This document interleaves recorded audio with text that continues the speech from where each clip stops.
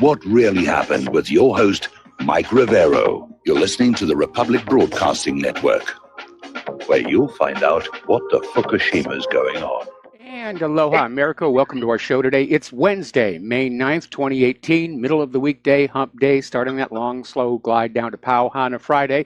It's also the Lady Claire's birthday, and no, I will not tell you how old she is today because she'll skin me alive and dip what's left in turpentine. So consider that classified information here. We have a lot of stuff to talk about today. The phone lines are open, 800-313-9443. Mike is in our control room, twiddling the dials, keeping us out of trouble, and ready to answer the phone when you call on in.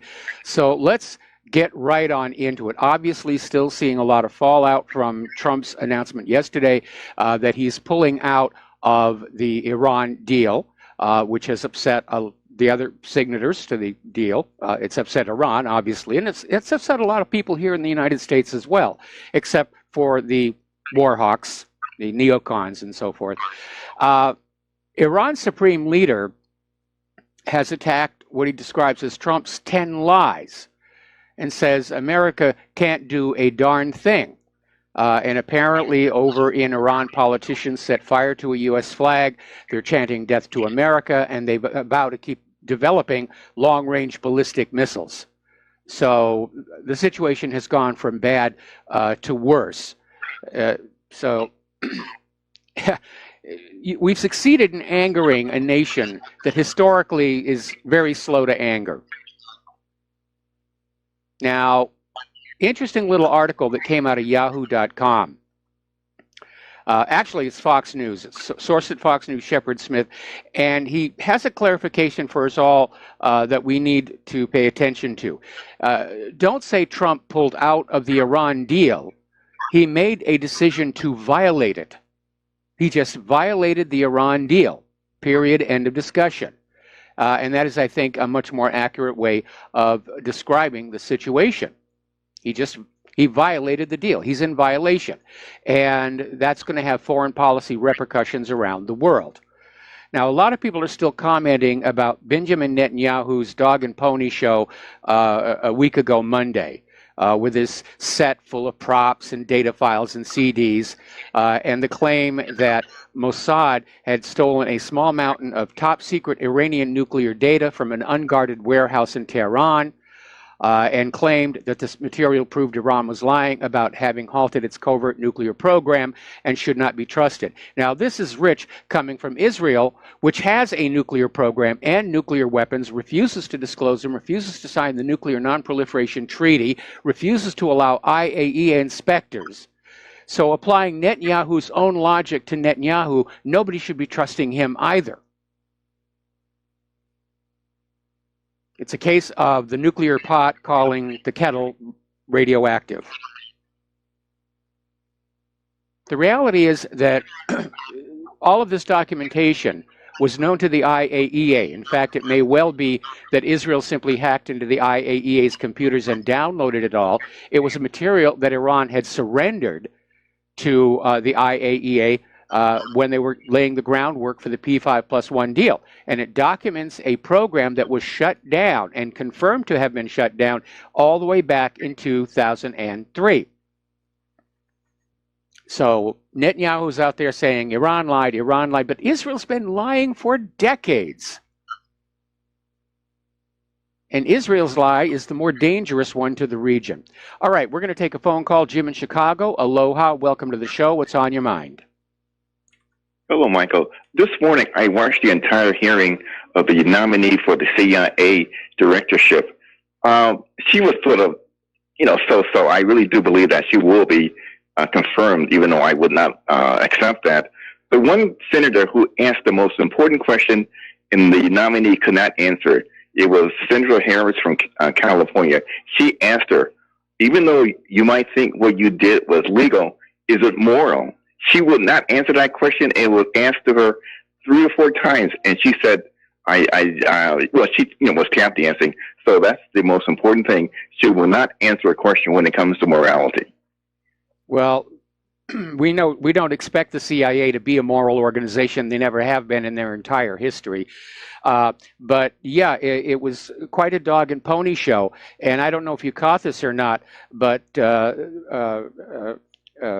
McGovern, the former CIA analyst and anti-war activist, tried to stand up and ask a question about a CIA black site in Thailand, and he was just grabbed and thrown out of the hearing by the Capitol Police. I did see that, yeah. I did see that. So, but that, again, Ray McGovern, he's very consistent, and he knows exactly what goes on in the CIA. Yes, he does. I had a chance to meet with him and talk with him at length on the 10th anniversary of 9/11 in New York. And there's no question that he's very knowledgeable, that he knows how CIA works. There's no doubting his commitment to end war, which is now shared by so very many of us. Right. Well, Michael, that's it. You take care and tell Claire happy birthday. I certainly will. I certainly will. All right, getting on back to the news here. First of all, we're going to do a shout out to our honor affiliates who are rejoining our network. And getting on back to the repercussions of Trump's decision yesterday, the Russian Foreign Ministry is saying they're deeply disappointed by Washington's decision to pull out from the Iran nuclear deal, and says it's a flagrant violation of international law, and it shows the U.S. is unable to negotiate. And they're saying that once again, the U.S. is acting contrary to the position of most countries, not to mention 2/3 of the American people, while pursuing solely its own narrow, selfish, and momentary interests. I would have said monetary interests, because that's what this is all about. Getting control of that Iranian oil and selling it only for the dollar, getting rid of that Iranian central bank and imposing a private central bank on them. It's ultimately all about money and power. So we're now seeing indications that the U.S. wants an Iraq-style regime change in Iran. This according to an article from Russia Today. And they're saying that this withdrawal from the nuclear deal is the first step in the American plan for a regime change in Iran, carried out basically as a mirror of the Iraq scenario. This is coming from Middle East expert Sami Ramadani. And if one listens carefully to what Trump was saying, really, the U.S. is not only withdrawing from this multilateral international agreement unilaterally, scrapping it, but it's actually threatening a regime change in Iran. And we all heard his speech. It was bellicose. It was full of all kinds of insults. And the speech was quite reminiscent of George Bush Jr.'s speech before the U.S.-led invasion in 2003. Yet another war launched with lies about weapons of mass destruction. And it's no secret the U.S. has been trying to destabilize Iran ever since 1979, because the U.S. overthrew the government of Iran, Mohammad Mossadegh, in 1953. And Iran suffered under the U.S. puppet rule of the Shah of Iran until 1979, when they were just fed up and said, that's it, we're kicking them out. And the U.S. doesn't like to lose their vassal states. And that's what the hate of Iran is all about. Once you're conquered by the American empire, you stay conquered. Same reason they're still pounding on Yemen. Now, the Speaker of Iran's parliament came out with a scathing review of Donald Trump's decision to pull out of the Iran deal, saying Trump doesn't have the mental capacity for his job. And I don't know about Trump's mental capacity, but again, and I said this even during the campaign, he went into the job dangerously naive about what's going on. He's too easily manipulated by those around him. He unfortunately is proving to be a very weak leader. He's posturing as a strong leader, but he's doing what he's being told by his advisors, especially Bolton. He's surrounded himself with all these war hawks. So the Speaker of Iran's parliament basically ended by saying that Trump's abandoning of the deal was a diplomatic show, and Iran has no obligation to honor its commitments under the current situation. That's certainly true, but there may be a caveat to that. And Larijani said it's obvious that Trump only understands the language of force. Well, that's all the U.S. government has left. They don't have the manufacturing to trade equally with the rest of the world. Nobody wants our GMO agriculture. Our infrastructure's just crumbled. People don't want to invest in here. All they've got left is the war machine. You've all heard the law of the hammer. Give a small child a hammer and everything he encounters needs pounding. Give a president a war machine and every country he encounters needs invading. Same logic. Now, once again, the IAEA is out there saying that Iran is fully in compliance with the Joint Comprehensive Plan of Action. They have been fully compliant ever since that agreement was signed. They are not the bad guys here. Now, Iran is saying that they will quit the nuclear deal without European guarantees. But they are already getting messages from other countries involved in the nuclear deal. They want it to keep moving forward. They're willing to do trade deals. They're willing to keep this thing going. Macron and Rouhani agree to seek continued implementation of the nuclear deal. Boris Johnson came on out and said, we won't walk away. Germany is saying exactly the same thing. We haven't heard yet from the other members of the P4+1, obviously, but it looks like they're trying to keep this deal put together. Of course, Trump isn't interested in the nuclear deal anymore because he probably knows as well as anybody else, Iran didn't have nuclear weapons, wasn't building nuclear weapons. Trump just wants to bully Iran into surrendering their long-range ballistic missiles so that invasion of Iran will be that much easier and cheaper. Now, the Europeans are warning the United States not to block them from trying to stay in the Iran deal. This is coming from Britain, France, and Germany. They've all issued statements saying the U.S. must avoid taking action which obstructs the rest of the signatories from continuing with the deal. So they're trying to salvage this situation. Unfortunately, the U.S. is already out there strong-arming these other countries to try and cut off all contact with Iran. Richard Grenell, the U.S. ambassador to Germany, basically told Merkel they have to wind down operations immediately in Iran. Just pull whatever business interests you have out. Just get on out, and saying that U.S. sanctions will target critical sectors of Iran's economy. German companies doing business in Iran should wind down operations immediately. Meanwhile, over at the Treasury, Mnuchin is revoking the Boeing and Airbus licenses to sell jets to Iran. Now, I don't know why Airbus, which is a European company, requires a U.S. license to sell to Iran, but Boeing certainly does. So all of you Boeing employees who are about to lose your jobs, because Boeing's going to have to cut back production, you have Trump and his pulling out of the Iran deal to thank for that. Now, the U.S. is threatening to impose penalties on European firms if they remain partners with any Iranian companies or individuals on the sanctions lists. And they're getting ready for with another huge one, more sanctions on everything. So the U.S. is throwing its weight around economically. Now, Europe and the U.S. are economically intertwined. Pardon me. Europe is already saying they are in many ways still dependent on the U.S. If the U.S. starts putting sanctions on Europe, that could cause a major rift between Europe and the United States. All right, let's take another phone call here. George in Texas. Aloha. Welcome to the show. What's on your mind? Hey, how you doing, Mike? The thing is, even I talk to some people in Israel, a lot of people, they think you got to get the chokehold of the Likud party out of the Knesset and out of the Prime Minister office. I've been hearing that a lot. What's that? I've been hearing that a lot from people who are in Israel. And the thing is like they don't want wars. And the thing is, it's the reason why Netanyahu is bombing Syria, or supposedly Iranian bases, because he is ready to go to jail. He's up his eyeballs in corruption. Yes.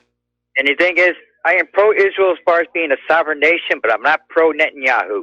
That man's got to go.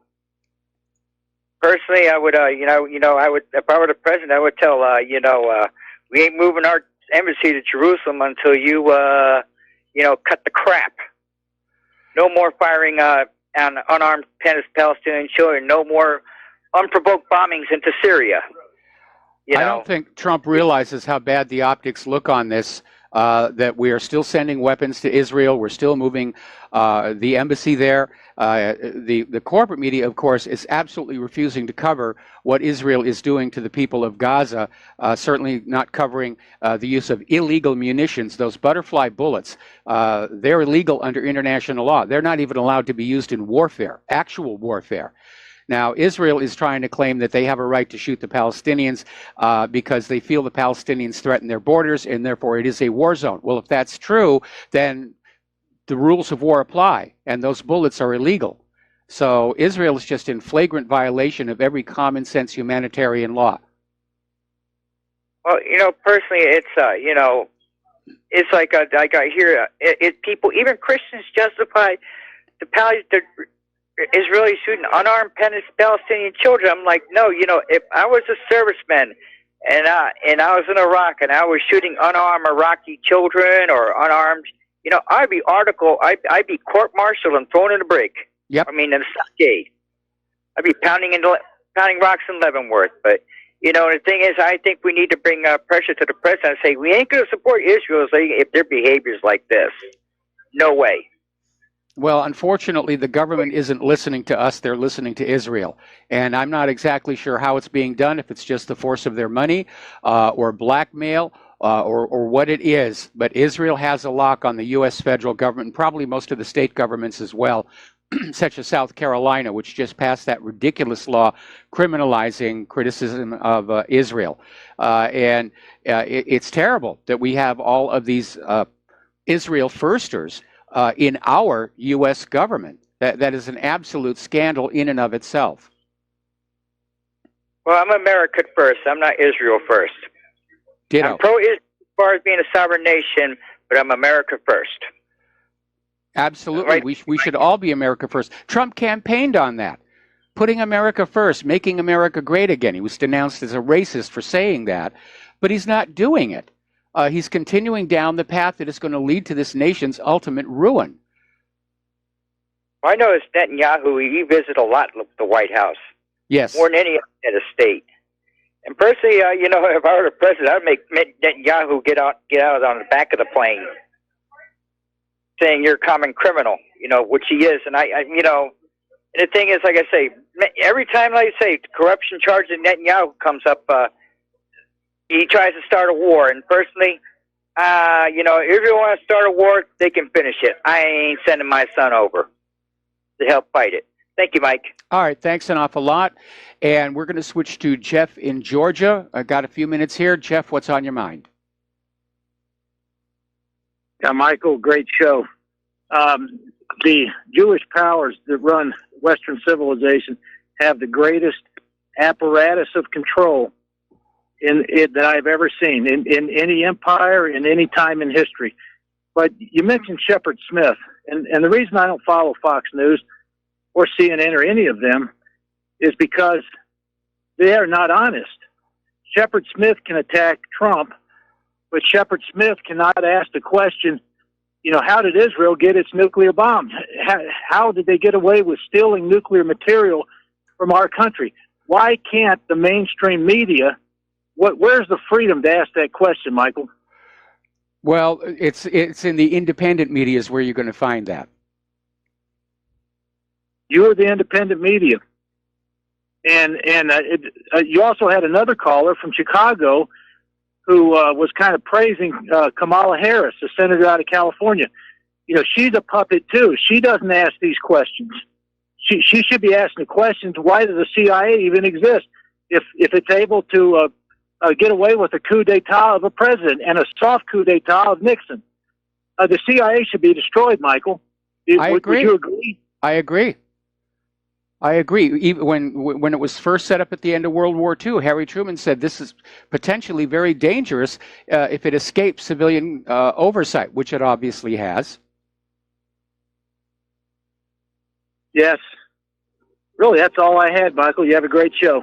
All right, thanks an awful lot. We got to take a break for commercials, and we'll be right back. Aloha, America. Welcome back to our show. We're going to go back to the phones to Mike in Chicago. Aloha, Mike. Welcome to the show. What's on your mind? Mike, are you there? Okay, I do not hear Mike. All right, on to the news here. Okay, yeah, I understand he's not there. So anyway, getting on back to Iran, they took a poll of the Iranian people, and apparently the majority are basically in favor of resumption of nuclear enrichment as a reprisal for the U.S. withdrawal from the Joint Comprehensive Plan of Action. And let's see, 92% of respondents.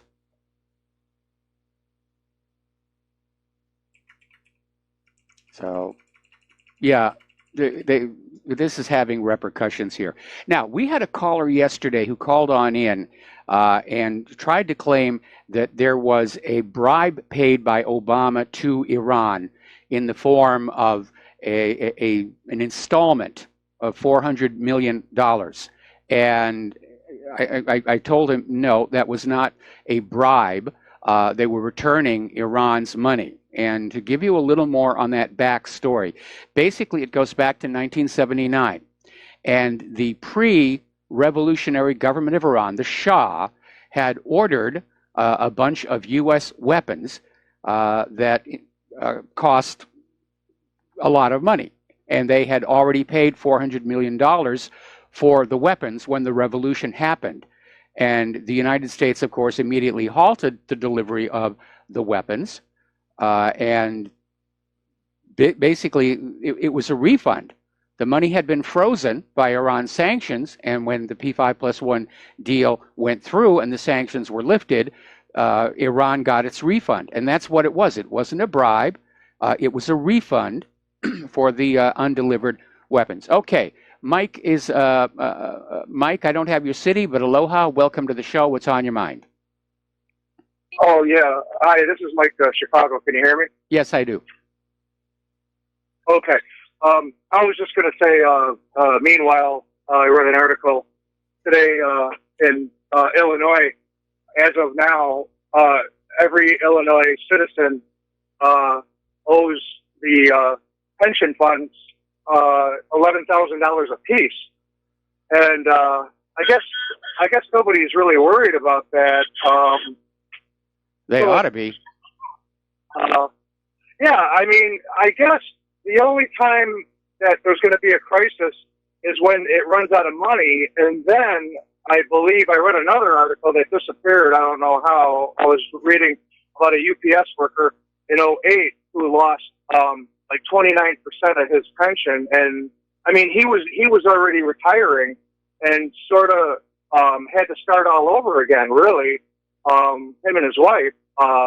So therefore, and then 3 years ago, the Supreme Court of Illinois voted that they're going to have to raise taxes or get the money from other resources that for Illinois, like roads and other things that the state pays for.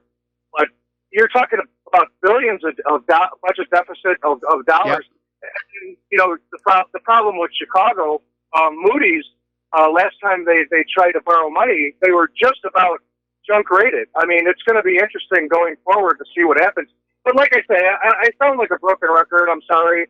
But like I said, I think we're just going to have to wait until there's a crisis. And then everybody's just going to take a 29-30% haircut, on their if pension. Not more. If not more. And that's going to get a lot of people very angry and probably willing to vote the incumbents out.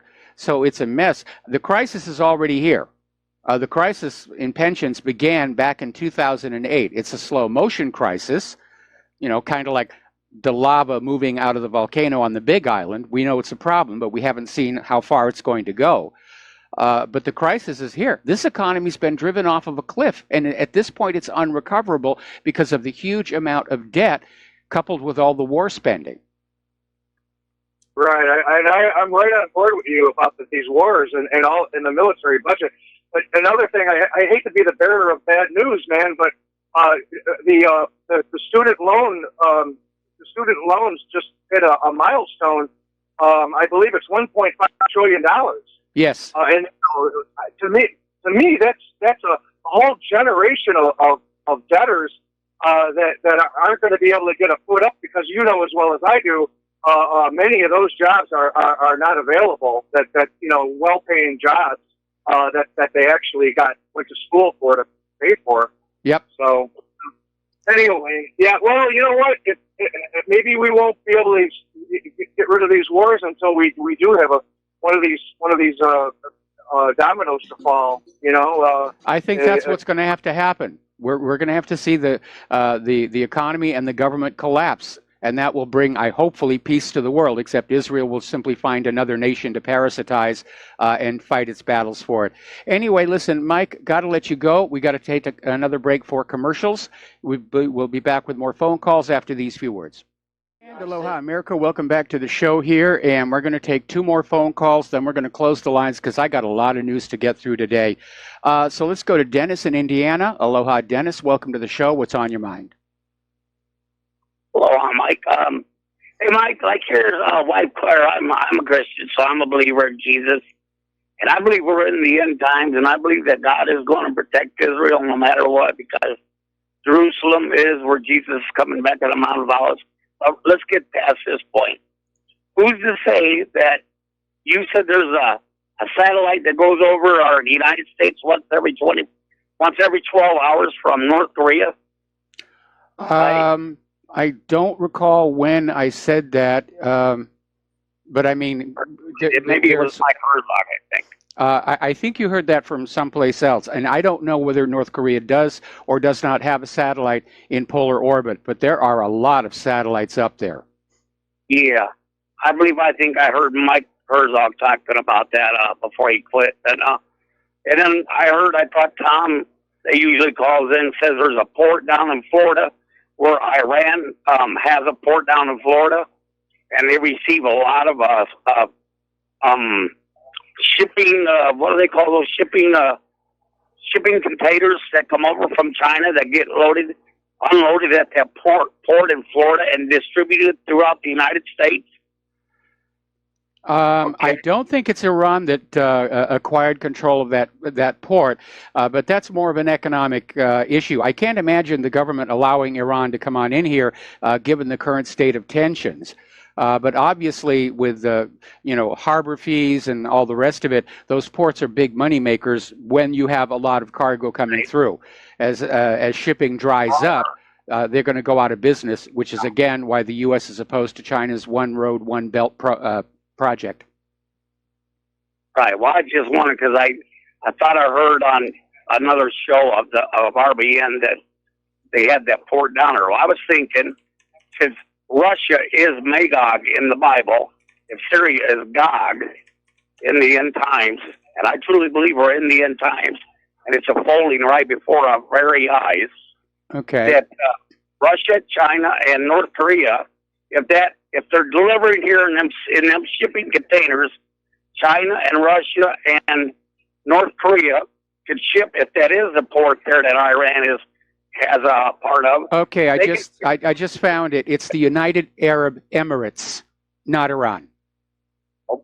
Okay, but I'm just saying that Russia and China and North Korea all of a sudden could, if they do truly have that satellite going over our nation once every 12 hours, they could be putting nuclear devices anywhere in any of those shipping containers, and it taking them to all our major cities in our country. And then anytime when they get ready, before if they decide to go into Iran and all that, they could actually, if that satellite can do it like a laser or a certain electromagnetic. Okay. I think you give North Korea's space program a little bit too much credit. They do have some decent medium-range launchers, but any satellite North Korea would be able to put into orbit would be a very, very small one because of the limits to their largest rocket. It takes a big rocket to get anything significant up there. Okay? I was thinking, with the help of China and Russia, all three of them together with their technology, Plus, with the Russia technology, doesn't want war. Russia doesn't want war. China doesn't want war. North Korea doesn't want war. Take a look over the last 18 years at which country it is that is constantly invading, bombing, and drone striking other nations. We're the aggressors. We're the bad guys, not Russia, not China, not North Korea. They just want to be left alone to live their lives, raise their kids, carry on with commerce. That's all. Okay? Yeah, I do that too, but okay, well, Dennis, thanks an awful lot for the phone call. We're going to let you go, and we're going to switch over to Peter in Los Angeles. Aloha, Peter. Welcome to the show. What's on your mind? Hi, Mike. Hi. Listen, it's tough to follow that one, but yeah, I think he was drying his hair in the microwave oven this morning.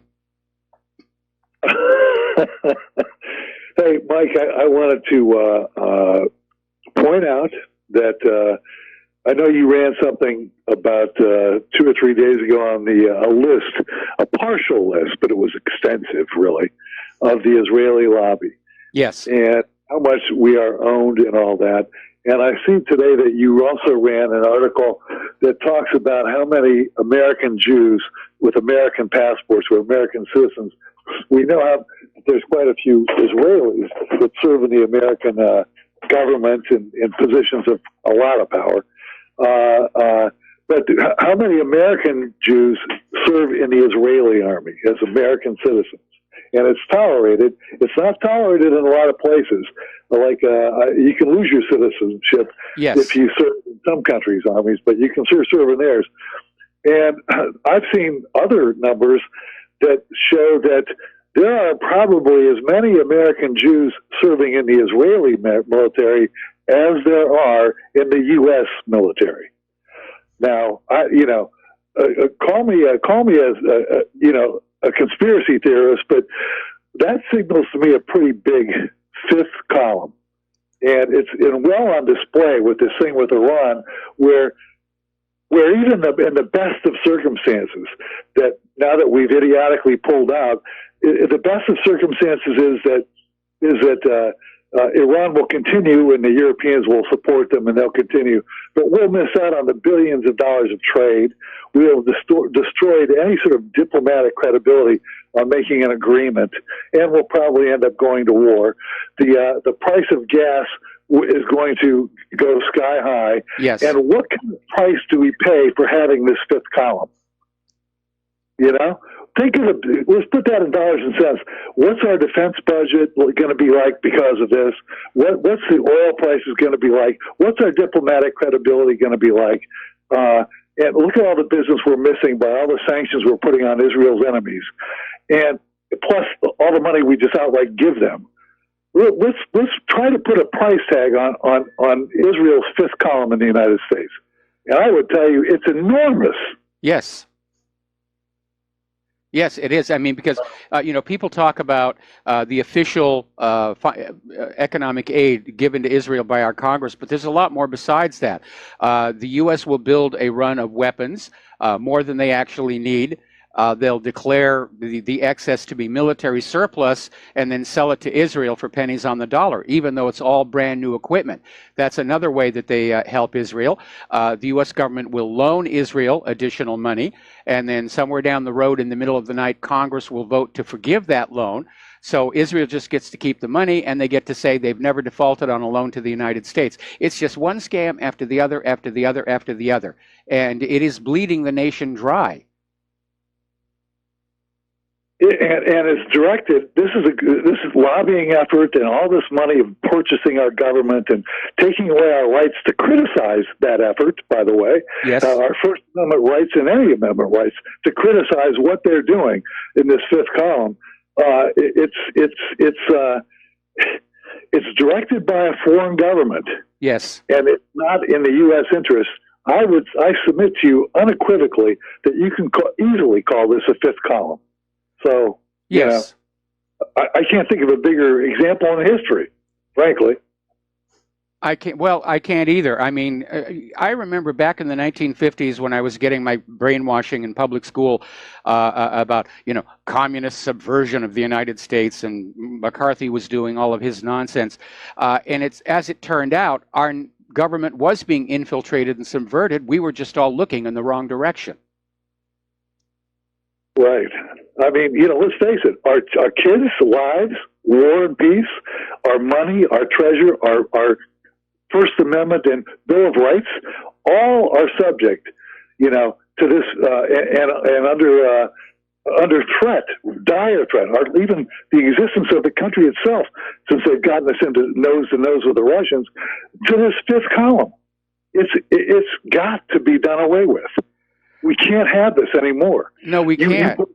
Just look at look how Israel treats the Palestinians, and understand they want to treat the American people exactly the same way. Look at the way they've trained our police force to just go on out and beat people up or shoot them first and ask questions afterwards.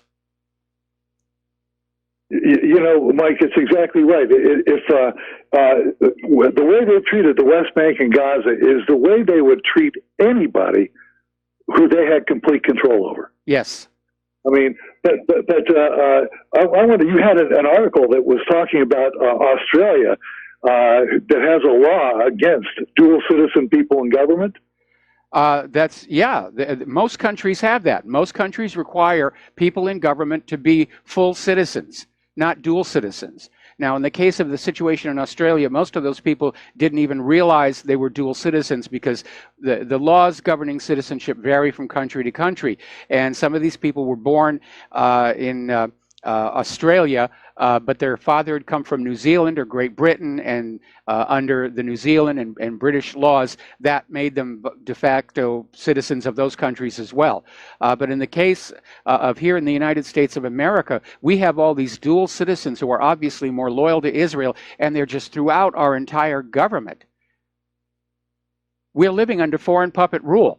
And we should not accept it any more than the people of Iraq did, or the people of Iran did, or the people of Libya or Yemen, or any of the other countries that have been placed under foreign puppet rule by the United States over the last half century.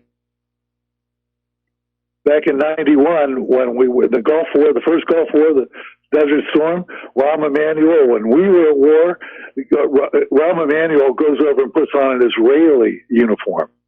He never publicizes it, but there it is. It's a fact.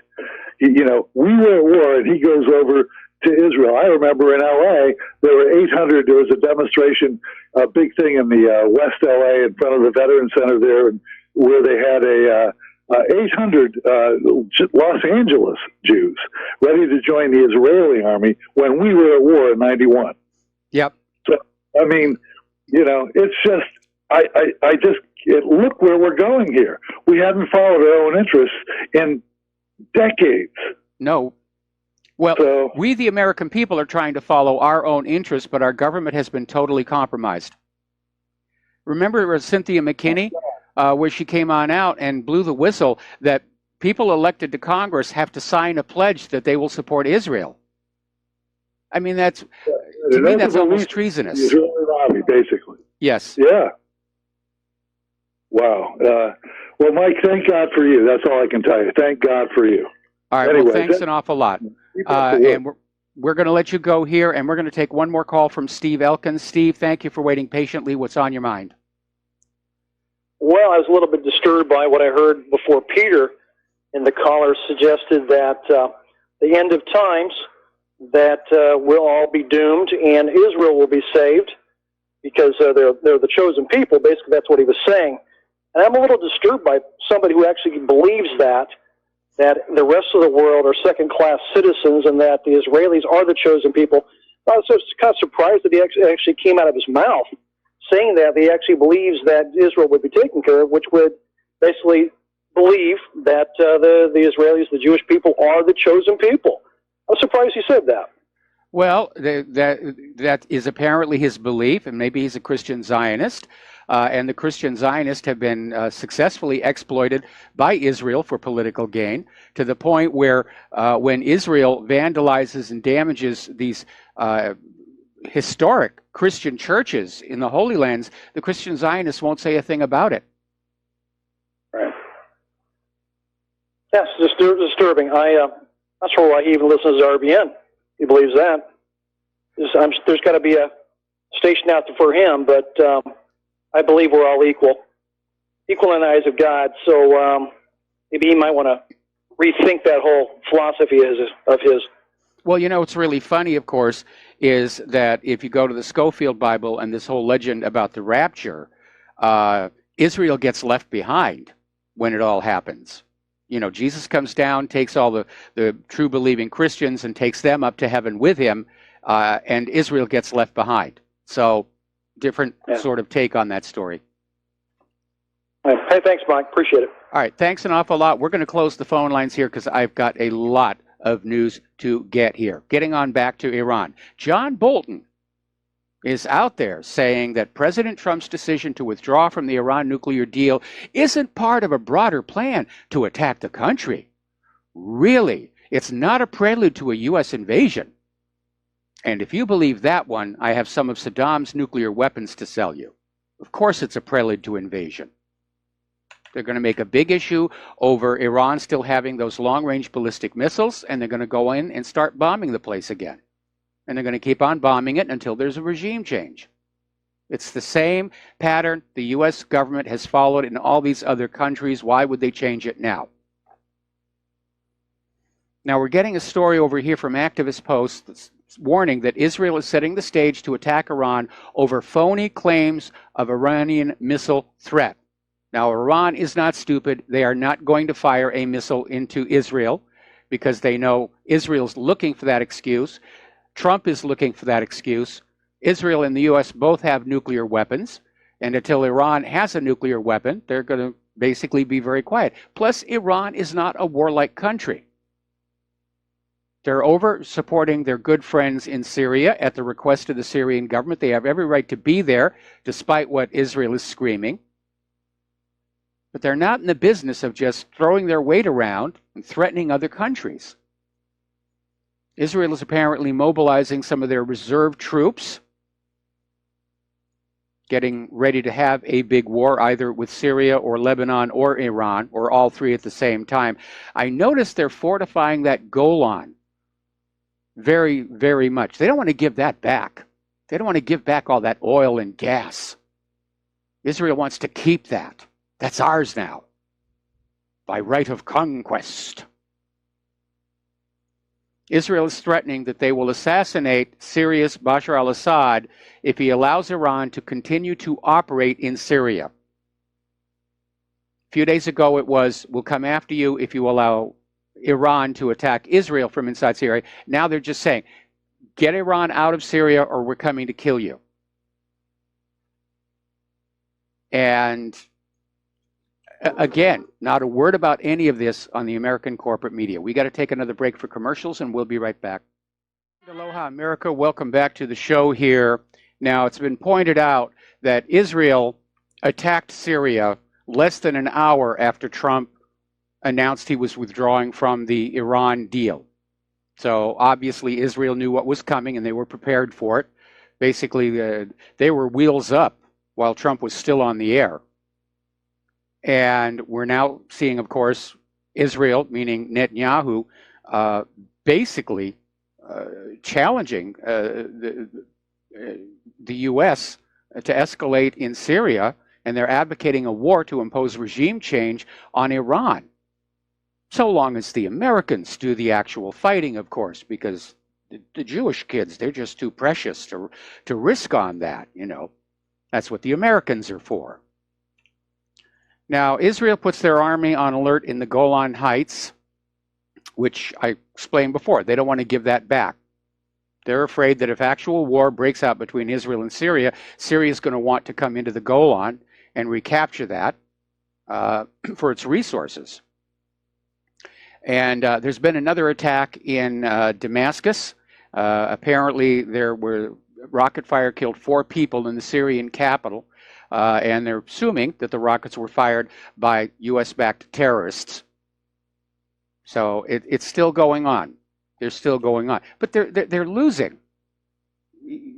The U.S. is still losing, even with the escalation. And the Syrian forces have basically cleaned out the last opposition-held enclave. There are no more. And they've allowed them to leave. They've surrendered their weapons. many of which are made in Great Britain and the United States. They've taken their families, and they've got a huge convoy of buses, and they're just letting them leave the area. Most of the Syrian rebels are just tired of the fighting. They're feeling like they were used, that they were lied to. So, let's see. Story coming out of Activist Post. U.S. and France are setting the stage for another false flag chemical attack in Syria to justify more bombing. Yeah, that's going to be the inevitable next step. Because they want to look like the good guys. Trump wants to look like he's the good guy. Macron wants to look like the good guy. Well, we have to do more bombing, into Syria because Assad is gassing his own people, which is as big a lie as Saddam has nuclear weapons. And at some point, I wish the American people would just really get angry over how much we're being lied to. Because being lied to on such a scale shows that the government has absolutely no respect for us as intelligent human beings. They think we're all morons that are just going to go on believing the propaganda, no matter how much W catapults it forward. And no, we don't believe the propaganda anymore. And we're tired of war. And we're probably going to lose this one. And it's probably going to go nuclear as well. Now, Russia has just sent another ship to Syria to deliver more weapons. It's a big cargo ship. It's sailing toward Mediterranean waters to deliver more weapons to the Syrian government. And according to ISIC, the Russian flag heavy-laden ship Ro-Ro Sparta has entered Mediterranean waters via the Bosphorus Strait and is en route to the port of Tartus. And the ship is carrying a large quantity of ammunition, missiles, artillery shells, bombs, and jets. All right, we're going to take a break here for station identification. We'll be back with hour 2 after these few words. And aloha, America. Welcome back to the show here, hour number 2, where the phone lines are closed because I need to get through some of this news. We'll probably open them up again in hour number 3. Now, one thing Russia has been doing with great success is using the conflict in Syria to showcase their weaponry, which is working really well. And as a result, a lot of countries are starting to talk about buying their weapons from Russia rather than the United States. Because the last 2 times the U.S. attacked Syria, it was a dismal failure. A year ago, when Trump launched that 60 cruise missile attack into that base in Syria, one of the missiles failed coming out of the tube. The other half basically got lost and went someplace else. I'm sure it caused a lot of civilian damage. And of the missiles that actually hit the base, none hit a critical target. And the base was operational again 24 hours later. In the more recent attack, they launched 104 munitions, most of which were Tomahawk cruise missiles.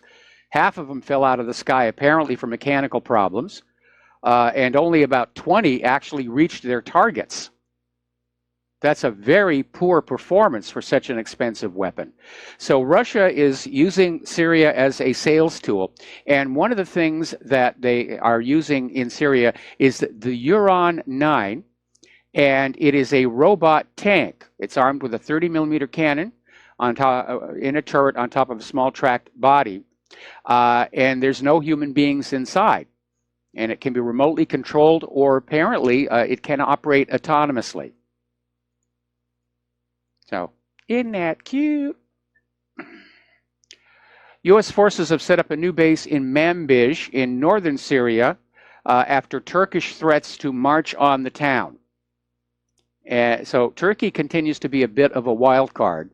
And of course, the U.S. is still talking about breaking off a chunk of Syria for a new independent Kurdistan, something Turkey does not want to have happen. So we have all these different players in the Mideast. They all have different agendas. There's no easily seen one side against the other. It's a lot of different players in there shooting at each other. And Paul Craig Roberts came out with an article which basically nails the whole situation. We can dismiss all hope of Trump's campaign promise to pull out of Syria. Yeah. But you know, Trump doesn't hold the record for that sort of thing. Remember when Obama was campaigning back in 2008? And he kept telling everybody the first thing he would do as president was end the war and bring our troops home. He broke that promise too. So presidents may come and presidents may go, but the war goes on forever. We're a warrior society. We spend most of our money on war. I mean, look at the violence in our streets, gang fighting, everything. It's a violent, violent country that we have become. Another article coming on out from Paul Craig Roberts is America's word is worthless. And he's absolutely right. And as one of our callers said a little bit earlier in the program, Trump's pulling out of this P5+1 deal, which, by the way, was backed up with the United Nations Security Council resolution. It violates international law, and it basically sends a message to every other country on earth that you cannot take a promise made by the U.S. government at face value. You should not. Because somewhere down the road, you are going to be disappointed. So, Paul Craig Roberts goes on to say that President Trump has revealed that his regime is totally in the hands of the Zionist warmongers. And he's absolutely correct about that. Meanwhile, over in Yemen, Houthis claim a missile attack on Riyadh, and Saudi Arabia says they intercepted 2 missiles in the skies over the city, but the rest may have come on down. There are reports that explosions were heard on the ground. So let's just say it's a world war. It's a world war. We haven't had a big bang like a Lusitania or Pearl Harbor to announce it, but at this point I think it's pretty obvious we're there. Maybe the theory is it's a slow motion world war. If we do it slow enough, nobody will notice. Well, we've noticed. We are noticing. People are now looking at Ukraine, and last month there were indications that Kiev was planning a new major offensive in the Donbass this month. And they're not really sure when it's going to start, but the preparations are clearly being made. And that's another flashpoint because obviously that's right up against the border with Russia. And one of the reasons that Russia is upset is because following the fall of the Soviet Union, they got a promise from NATO that NATO would not expand any further to the east. That promise, like so many others, was promptly broken. And so Russia has a security concern, obviously, with the encroachment of Western-aligned countries. And of course, Ukraine is Western-aligned only because of the US-backed coup d'etat against Yanukovych and the installation of the puppet ruler, President Chocolate Poroshenko. We're going to do a shout out now to our on-air affiliates who are just now rejoining the network. Now, Trump's Iran decision raises the stakes with North Korea. And this was something we talked about a while back when we started hearing noises that Trump was going to pull out of the Iran deal. And it was going to send a message to the world, has sent a message to the world. You cannot trust promises made by the United States government. And so with Donald Trump attempting to get some kind of a negotiation going with North Korea over denuclearization, North Korea has no reason to take any promises made by the United States at face value. Trump is going to have to actually do something. And we know that North Korea's idea of denuclearization is that everybody in the region denuclearizes. They get rid of those weapons. Trump's idea of denuclearization is North Korea gives them up. But we're going to keep those weapons in Guam and Japan and all those other places where, you know, we like to park our nuclear weapons here. The problem really is, again, that North Korea is not going to be willing to trust anything said by Donald Trump. And so I don't know if there's really any more point to Trump and Kim Jong-un even having a meeting. Meanwhile, Xi Jinping is telling Trump that North Korea does want peace, but it has security concerns. And yes, it does. The North Korean people suffered greatly at the hands of the American army during the Korean War. And that's the reason they wanted the missiles and the nuclear weapons, not to attack people, not to fling them at everybody else, but as a weapon of deterrence, to make the cost of invading a country so far outweigh its gain that the invasion becomes unthinkable. That's the reason for having nuclear weapons. In all the years of the nuclear arms race, nations will build these weapons and they just store them. They don't use them. The only nation to ever actually use a nuclear weapon of mass destruction against the civilians of another country is the United States. But every time the U.S., or for that matter Israel, wants to attack another nation who's trying to obtain these weapons of deterrence, the first thing they say is, oh, they're going to use them. They're building them to use them. They're building them to annihilate. What a ridiculous idea. Let us stipulate for a moment that Iran built and successfully concealed a nuclear weapon. What are they going to do with it? Put it in a museum, maybe? March it down the street in a military parade and say, we're butch? They're not going to use it. They're not going to use it against the United States. They're not going to use it against Israel, because the response would be annihilation.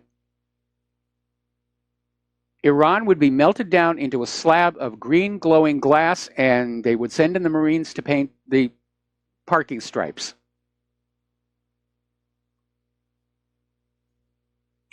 Now, I look at the moves toward reunification in Korea.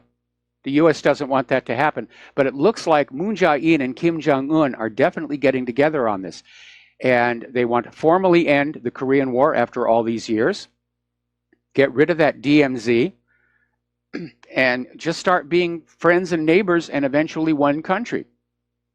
And if they do that, the U.S. doesn't have a justification for going into North Korea, which is why there's some speculation and that the U.S. might find some pretext to attack North Korea even before the Trump-Kim Jong-un meeting. And when asked about this at the United Nations, Nikki Haley said it's not off the table. Now, North Korea's Kim Jong-un is saying he's very pleased that the North Korean relationship with China is at a high point. So Kim Jong-un is on a charm offensive. He's going to all these regional countries and he's saying, look, we're just trying to save ourselves from invasion. And we're not the bad guys here. So we'll see what happens there. So here's an article out of Market Watch, and it's saying what I was just saying a few minutes ago. It's not just Iran and North Korea. Denuclearization means the U.S. too. And there are two types of foreign policy, one based on the principle might makes right, and one based on the international rule of law. The U.S. wants to have it both ways. They want to hold other countries accountable to international law while exempting itself and also, of course, Israel. And again, this kind of hypocrisy and double standard is very damaging to our foreign policy. Nobody's going to negotiate with us. Nobody's going to trust us. We can't strike deals. Nobody's going to take our word for anything. Now, North Korea has gone ahead and released the 3 U.S. prisoners as a sign of goodwill. They had been arrested for espionage. And, of course, the corporate media was saying, oh, they weren't spying. North Korea is just being evil. But they've now been released and they've come on back home. Okay. Now, China is getting a little testy over the issue about where its territory is and is not. And at issue is not just Taiwan, but Hong Kong and Macau, which used to be, British leaseholds. And apparently, international airlines have been told by China to remove all references on their websites and another material that might suggest Taiwan, Hong Kong, and Macau are separate or independent from China. Now, for Taiwan, yes, they see themselves as independent. The situation is a little bit more murky with Hong Kong and Macau because they do have their own semi-autonomous government and economy left over from the British colonial days. but they do see themselves as part of China. But that's another area where tensions are ratcheting up. Now let's go on over to Israel. A while back, there was this horrible video that came on out where an Israeli soldier was caught on video killing a wounded Palestinian who was lying on the ground and presented no threat. And the Israeli soldier just walked up casually and shot him. And the soldier, Elor Azaria, was initially sentenced to 18 months in prison, but he has now been released after just 8 months. Now, in this country, that kind of an action, killing somebody who's on the ground and not a threat, would be defined as, at the very least, manslaughter. And you get a lot more than 8 months in jail for that. But again, under Israel law, killing of Palestinians is no big deal. Israel continues to show the world their true nature. Soldiers from what Netanyahu likes to call the world's most moral army apparently raided and ransacked the homes of 2 Palestinians in Hebron, stealing 20,000 shekels in the process. Now, more and more people are starting to ask, are those Israeli snipers who are shooting Palestinian protesters in Gaza really protecting the border? Well, no, because the Palestinians are staying on their side of the fence. They don't have any weapons. They're completely unarmed. They're just protesting. And the snipers have been shooting at Palestinian women, children, and men, young and old alike. They're shooting at the journalists. They're shooting at the medical aid workers. They're using these hideous butterfly bullets, which are, if they're not lethal, they cause grievous bodily damage. And this kind of ammunition is illegal to use in time of war, and certainly should not be considered legal to use on a civilian population, which is what the Palestinians are. Now, the Red Cross is calling on Israel to respect the Gaza medical crews, because apparently one of the latest tactics the snipers are using is they'll shoot a Palestinian in the leg, and when the Gaza medical team shows up to evacuate them, they shoot the medical team. Not a word of this on the American corporate media, by the way.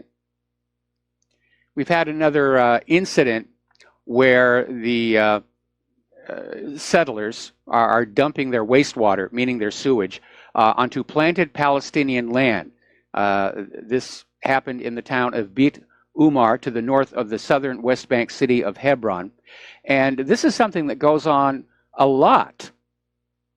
And this illegal Israeli settlement of Gush Etzion dumped their wastewater into an agricultural land planted with grapes in order to destroy the crop. And it's basically trying to get the Palestinians to abandon the land as a prelude to seize it for expansion of the settlement.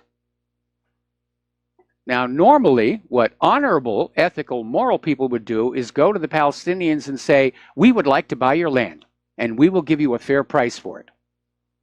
But that's not the Israeli way, after all. Israel has now expelled a Human Rights Watch official. They basically revoked the work permit of Omar Shakir, who's the director of the Human Rights Watch office in Jerusalem, and they've ordered him to leave the country within 14 days. And Israel's Strategic Affairs Ministry said the reason was Shakir's support for the boycott, divestment, and sanctions movement. But Shakir said the real aim is they're trying to muzzle dissent.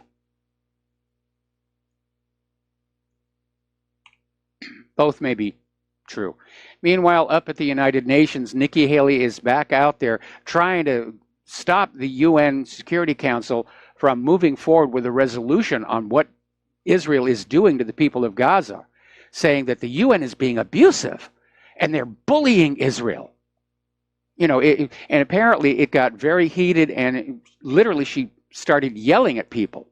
She was yelling at everybody. You hate Israel. You're all a bunch of Jew haters, or whatever it was she was saying. And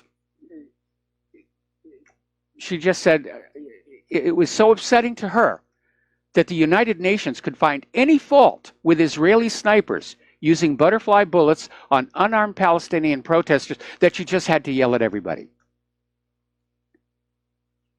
And then she went on to say that the U.S. has the back of Israel, and if they're going to mess with Israel, they had to mess with the United States. Israel is dragging the United States down into the sewer with it. Everybody looks at Israel's crimes, and they see the United States as Israel's enabler. We share the guilt. We share the guilt because the U.S. supplies the weapons. We share the guilt because the U.S. government protects Israel from repercussions. We share the guilt because our corporate media won't report on any of this.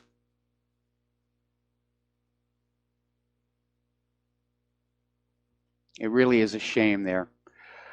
Okay, now, we have been talking about the high quality of Russia's weapons, as seen in Syria, and the not so very good quality of U.S. weapons, as seen in Syria.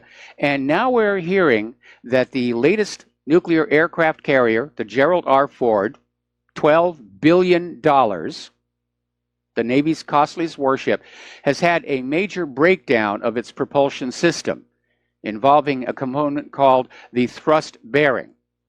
And because of the failure of the thrust bearing, they had to basically call off the sea trials. This actually happened a while ago. It's only been released now, and go back to port. Now, when we come on back, I'll tell you exactly what this all entails and why it indicates we're not really ready for a war with a military peer. Aloha, America. Welcome back to the show. And we're talking about the latest embarrassment to the military-industrial complex, the Gerald R. Ford. Nuclear-powered aircraft carrier, $12 billion, and was out at sea trials a while back. We're just now finding out about this. And it suffered a major failure of what is called the thrust bearing. Now, for those of you who are not boating enthusiasts, the thrust bearing takes the forward pressure on the propeller shaft generated by the propeller and transfers it directly to the hull so that it's not pushing on the engine itself. On smaller boats, outboards, things like that, the thrust bearing is part of the engine. On larger ships, it's a separate component. For those of you who live near Long Beach, if you take the tour of the Queen Mary, down in the engine spaces, they'll point out the thrust bearing. That's what it does. It's a huge piece of kit. And apparently, this is the second time they've had an issue with it, with one of the thrust bearings. The manufacturer, the shipyard rather, is saying it's a manufacturing defect.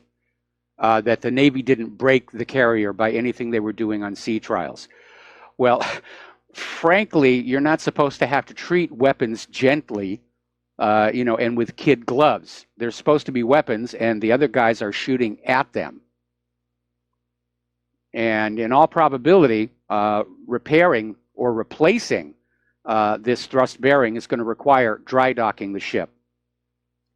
Yet another story about the state of our military.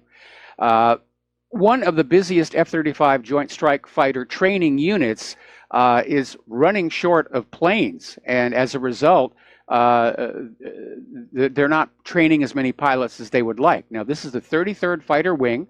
It's the leading training wing for F-35 student pilots, and they're saying they need additional F-35 aircraft, along with considerable upgrades to its existing fleet, which are described as being on life support.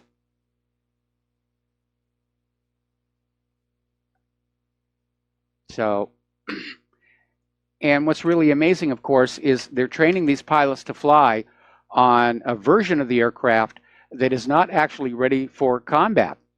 It's still missing a lot of its systems. The software for the aerial cannon, is supposed to be ready sometime next year. There was a real embarrassment when they mounted and test fired the cannon. It actually deformed the airframe.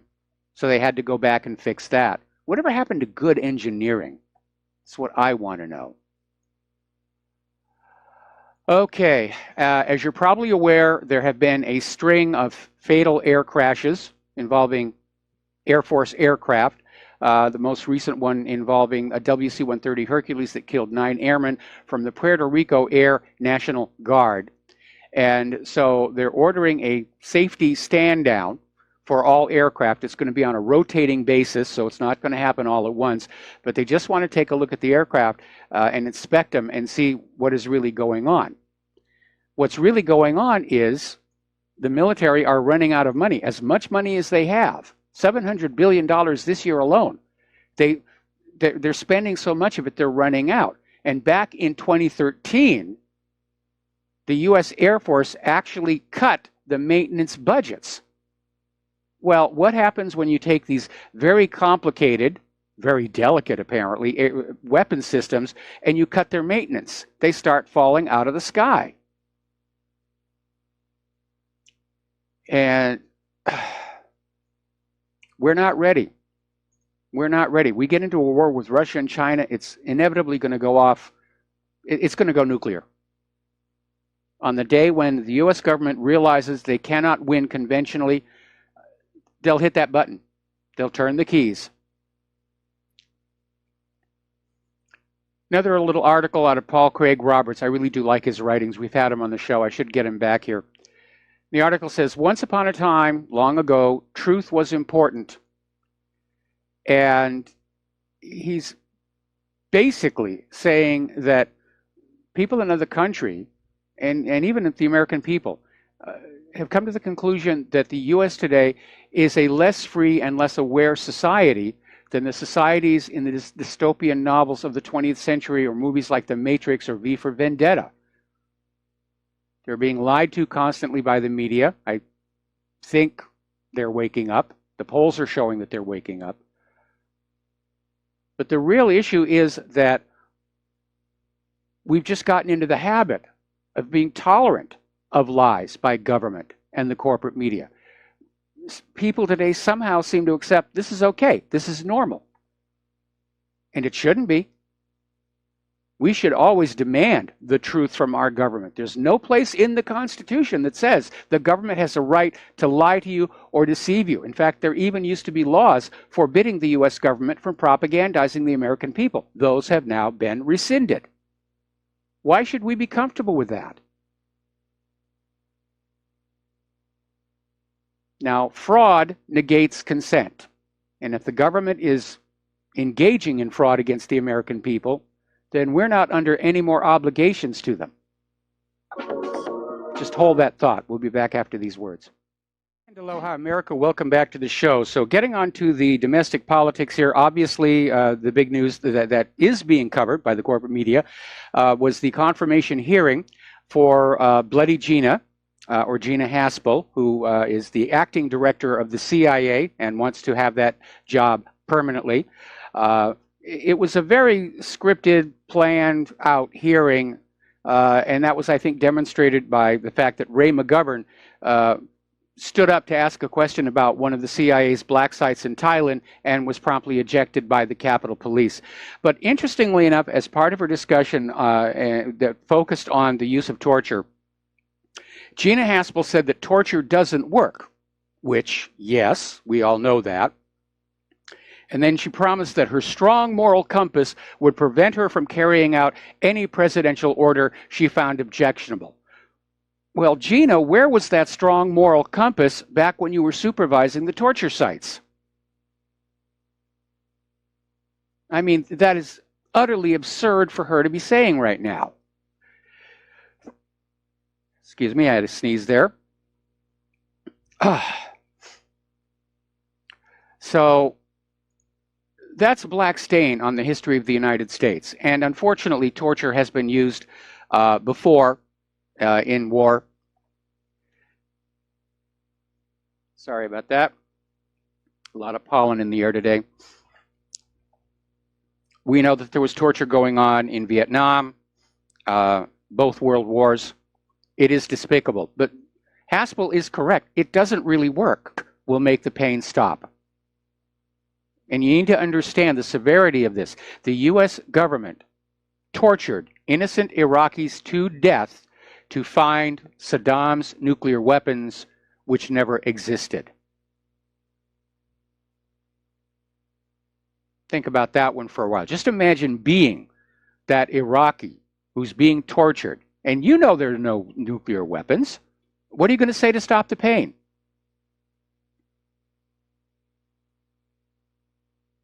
It is a black stain on our history.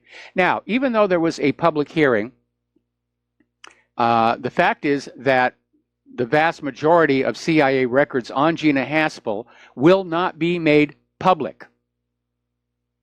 This is according to Senator Richard Burr, the Republican chairman of the Senate Intelligence Committee.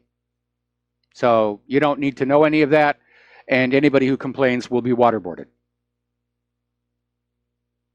So let us get to the case of Khalid Sheikh Mohammed, who admitted to being the mastermind behind 9/11 after being waterboarded only 183 times and having to listen to the screams of his children being bitten by insects. So, of course, he's got to be guilty. He admitted it, right? Well, he actually applied to try and tell the senators about what he knows about Gina Haspel, and unfortunately, of course, that was not allowed to happen. Meanwhile, there's another story that came on out about one of the other prisoners in Gina Haspel's black site, named Abd al-Rahim al-Nashiri, 37-year-old Saudi, and basically was being waterboarded and tortured and abused, and he confessed to being a terrorist for Osama bin Laden. He confessed to the bombing of the USS Cole. He confessed to the assassination of Abraham Lincoln. He confessed to personally nailing Jesus to that wooden cross. And in the end, when the Senate was looking at all of this, they came to the conclusion that most of the people being tortured were in fact just making up stuff to stop the pain. According to a new CBS News poll, the majority of Americans are now saying that this Trump-Russia investigation is politically motivated, that it is not legitimate, it's not valid. It's time for it to end. It is a hideous waste of time and money that could be used on actual real problems. And it's going nowhere. They're not going to find anything. I mean, they're down to this situation with, you know, they're going after Stormy Daniels. And apparently Stormy Daniels' attorney has been accused of transferring hush money to Michael Cohen. That one blew up in their face because it turned out that at least part of the payments they had on their little list went to a different Michael Cohen. It's actually a very common name, and they didn't check it out.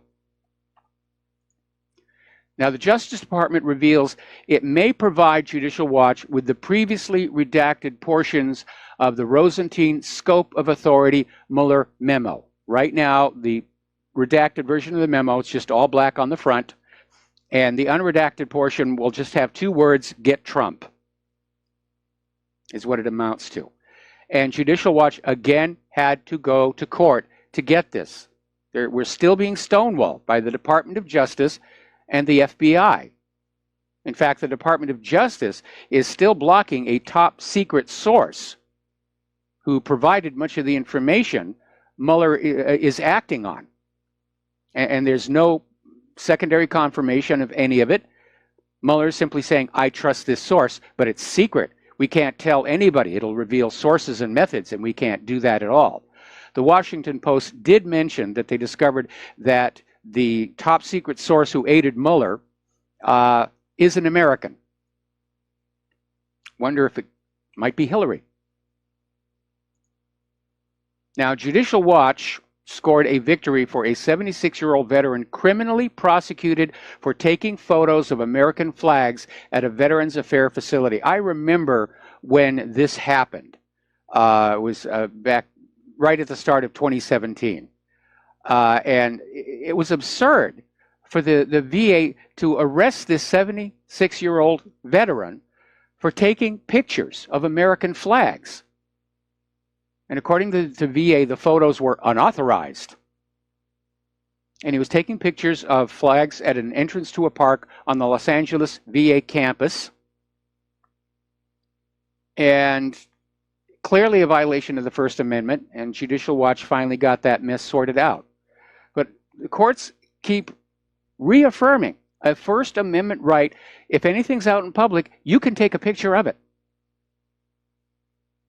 And the police can't stop you. They'll try and claim they can, but they can't. The law's not on their side on this. The government is afraid of all those cell phones out there. The police are. They're not able to get away with what they were getting away with before, because as soon as something starts to happen, there's a dozen cell phone video cameras running on them. So let's get over to former New York State Attorney General Eric Schneiderman. And the story is just getting creepier and creepier. Apparently, a lot of women have come forward just talking about his very abusive style of having a relationship. A lot of other women are saying, well, they know what was going on, but because Schneiderman was a Democrat, they were afraid to go public. But now they are.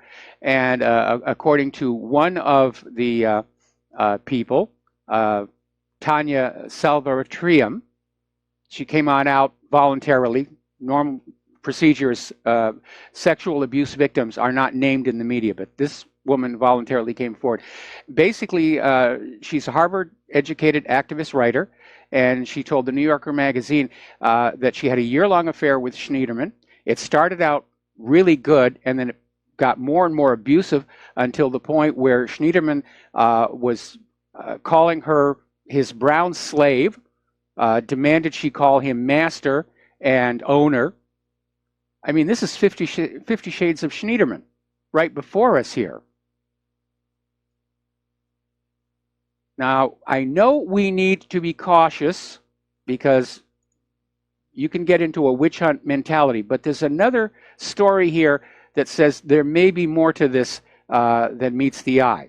Apparently, a month ago, Schneiderman suspended the New York investigation of the NXIVM sex cult. And as you know, that is all starting to come on out with the arrest of this former actor and the leader of the cult. And apparently it was like just the wildest of wild fantasies out there. Schneiderman also let the Clinton Foundation skip identifying their foreign donors. And that makes it impossible to know if they got any special favors while Hillary Clinton was Secretary of State. Scripps News found that the foundation and its subsidiary, the Clinton Health Access Initiative, took in $225 million in government donations, foreign government donations, between 2010 and 2014. Now, New York's charity law clearly states organizations that receive a contribution or grant from a government agency during the reporting period shall include the name of each agency from which contributions were received and the amount of each contribution. But both the foundation and the CHA failed to keep the records. And Schneiderman did absolutely nothing about it. That's how corrupted this whole system has become. The laws only apply to you little people. I'm still wondering why the IRS hasn't revoked the 501c3 classification for the Clinton Foundation, because to have a 501c3, you have to give 51% of the money collected to the actual charitable objective. And the Clinton Foundation came nowhere near that, something like 6%. A lot of people are still wondering where all that money for Haitian relief following their hurricane, or rather the quake, where did that go? Now, the U.S. Treasury Department has opened an investigation on Stormy Daniels' lawyer, apparently for leaking Michael Cohen's bank records.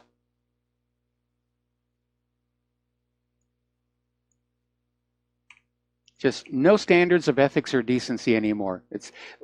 They're in a panic. They're fighting with everything that they've got. And again, they don't care about the law anymore. It's just not an issue. It's win at all costs. The only sin is losing. Here's some good news. Over in Oklahoma, the Oklahoma Supreme Court has upheld the voter ID law. Now, this law was approved by state voters in 2010, and during 2016, Democratic lawyers for Hillary's campaign, went into Oklahoma and challenged the law on grounds of constitutionality. And as a result, during 2016, Oklahoma didn't actually have voter ID requirement. But the Oklahoma Supreme Court has said, of course it's constitutional. And they came on out and said, requiring voters to show proof of identity serves to protect the integrity and reliability of the electoral process and prevent in-person voter fraud. Yes, that's exactly the reason for having that. And that's exactly the reason the Democrats want it to go away, because they're counting on illegal immigrants to put them over the top in November for the House of Representatives.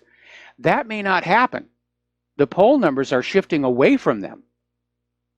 And so ownership of the House in November is very much up in the air, absent massive cheating on the part of the Democrats. Now, Trump is very upset over the media's portrayal of him. He's not happy. And he's saying there is so much negative bias against him that he's actually toying with the idea of yanking press credentials from reporters so they can't get into the White House briefings anymore because of all the fake negative news that's coming from the corporate media. Well, Don, try giving credentials to the independent media. We're probably going to be a little bit more honest and fair and accurate than the corporate media. Getting into the economic news here, Putin is out there saying that Russia needs to break away from the dollar, and Russia is diversifying its international reserves even further than they already have. They want to basically have less dollars in their foreign currency reserves and more, I presume, yuan. Another article over here from the Daily Coin, another step towards the collapse of the petrodollar. And they're talking, of course, about the fact that the new Chinese oil futures are settled in yuan. And we're seeing this continuation. This is Chinese yuan oil future is the next step in China moving completely away from the Federal Reserve note and the world reserve currency system. And what we're getting at, what we're already at, is a multipolar world with several currencies being used for international trade.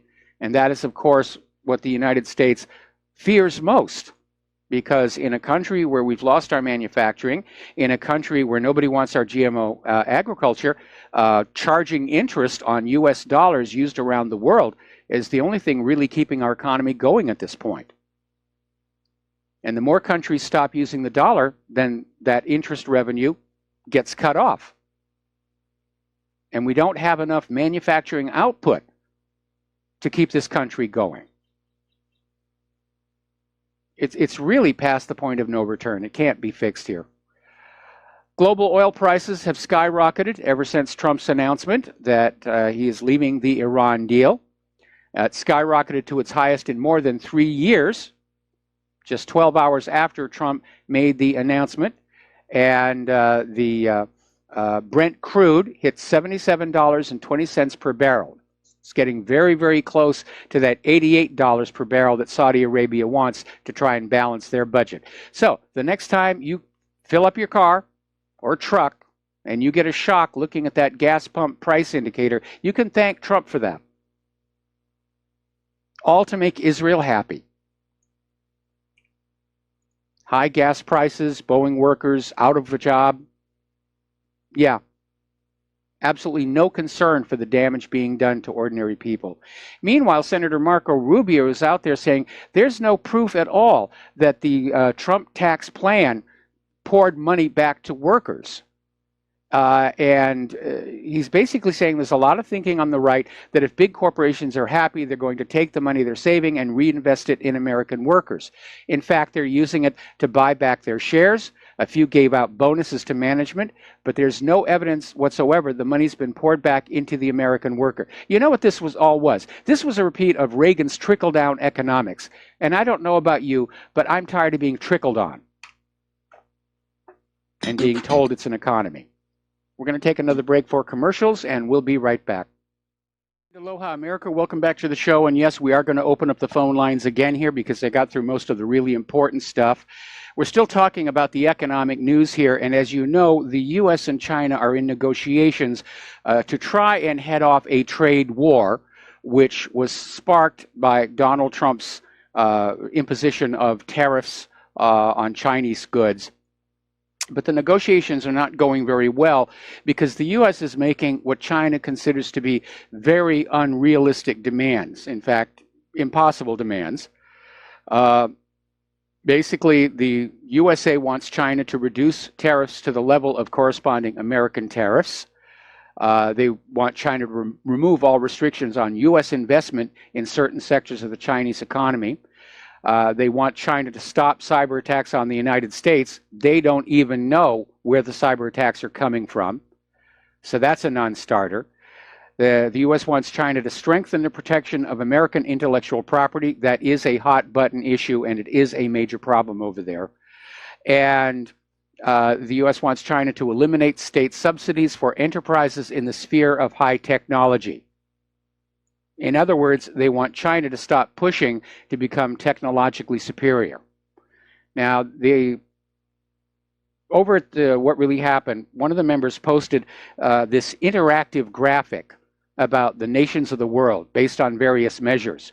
And again, in the spirit of that series premiere for HBO's The Newsroom, we're not the greatest nation on earth anymore. And China is leading us in a lot of areas, especially high tech. The world's most powerful supercomputer is in China. In fact, I think the top 3 most powerful supercomputers are in China. And so this demand to stop Chinese subsidies for the development of high tech, China will never agree to that. All right, let's take a phone call. Dustin in New Jersey. Aloha. Welcome to the show. What's on your mind? Yeah, Mike, did you hear about the fighting going on? The Syrian Arab Army has struck back into the Golan Heights. Okay. There's some loud explosions going on in northern Israel. Oh, boy. I hadn't heard that. Yeah, there's air raid sirens going off in northern Israel, and the Syrian Arab Army are using MLRS missile systems, which are pretty heavy duty. So, and the artillery also. So, but there was some, like I said, some loud explosions in northern Israel, and so now the IDF, it seems like they're going to target Syrian positions now. So it's on, I think. Where are you seeing this? Because I'm not able to find it. Of course, I've been doing the radio show for 2 hours now, and I can't look at all the news while that's happening. Let's see. Syrians report Israeli strike on Assad targets in Golan Heights. That just came out. Sirens sound in Golan Heights. Residents urged to enter shelters. Yeah, I guess it is on. Iron Dome has been activated. Yeah. Oh, man. Iron Dome, that works half the time. Let's see. Apparently... Okay, we got to stay on the line, Dustin. We got to do our station identification. I'm going to look at this. And aloha, America. Welcome back to the show. Hour number 3 here. We're talking with Dustin in New Jersey. And yeah, I'm seeing it being reported all over. Apparently, this is all taking place in the Golan. And apparently, Israel is shelling into Syria. So it's on. This is it. This is the beginning of the ramp up. I heard there was several dozen rockets fired into Golan Heights. I like how they say into Israel. No, that's Syrian territory. They forget to leave that part out. Yeah. Mike, I got to respond to a couple of callers ago. That Dennis caller. Does he realize, he believes in what he believes in? I'm not going to knock him for what he believes in, but does he know? Governments are corrupt. Israeli government's corrupt. So you can love Israel, but what the government does is not in the best interest of Israel, just like the government here is not doing in the best interest of Americans. How can you not know that? He should know we're corrupt, our government. And Benjamin Netanyahu is corrupt because his own assistant turned against him, his own aide. So well, we know that Netanyahu is corrupt because his aide turned against him when he was in trouble for his own corruption. But Netanyahu chose to be corrupt. All corrupt politicians choose to become corrupt. It's not something that is forced on them when they take office. But it's the system, Mike. The Israeli system is as dirty and corrupt as ours. Yes. And to love, you can love the country, but you gotta not love the corrupt government. They're not doing things in best interest of anybody but themselves.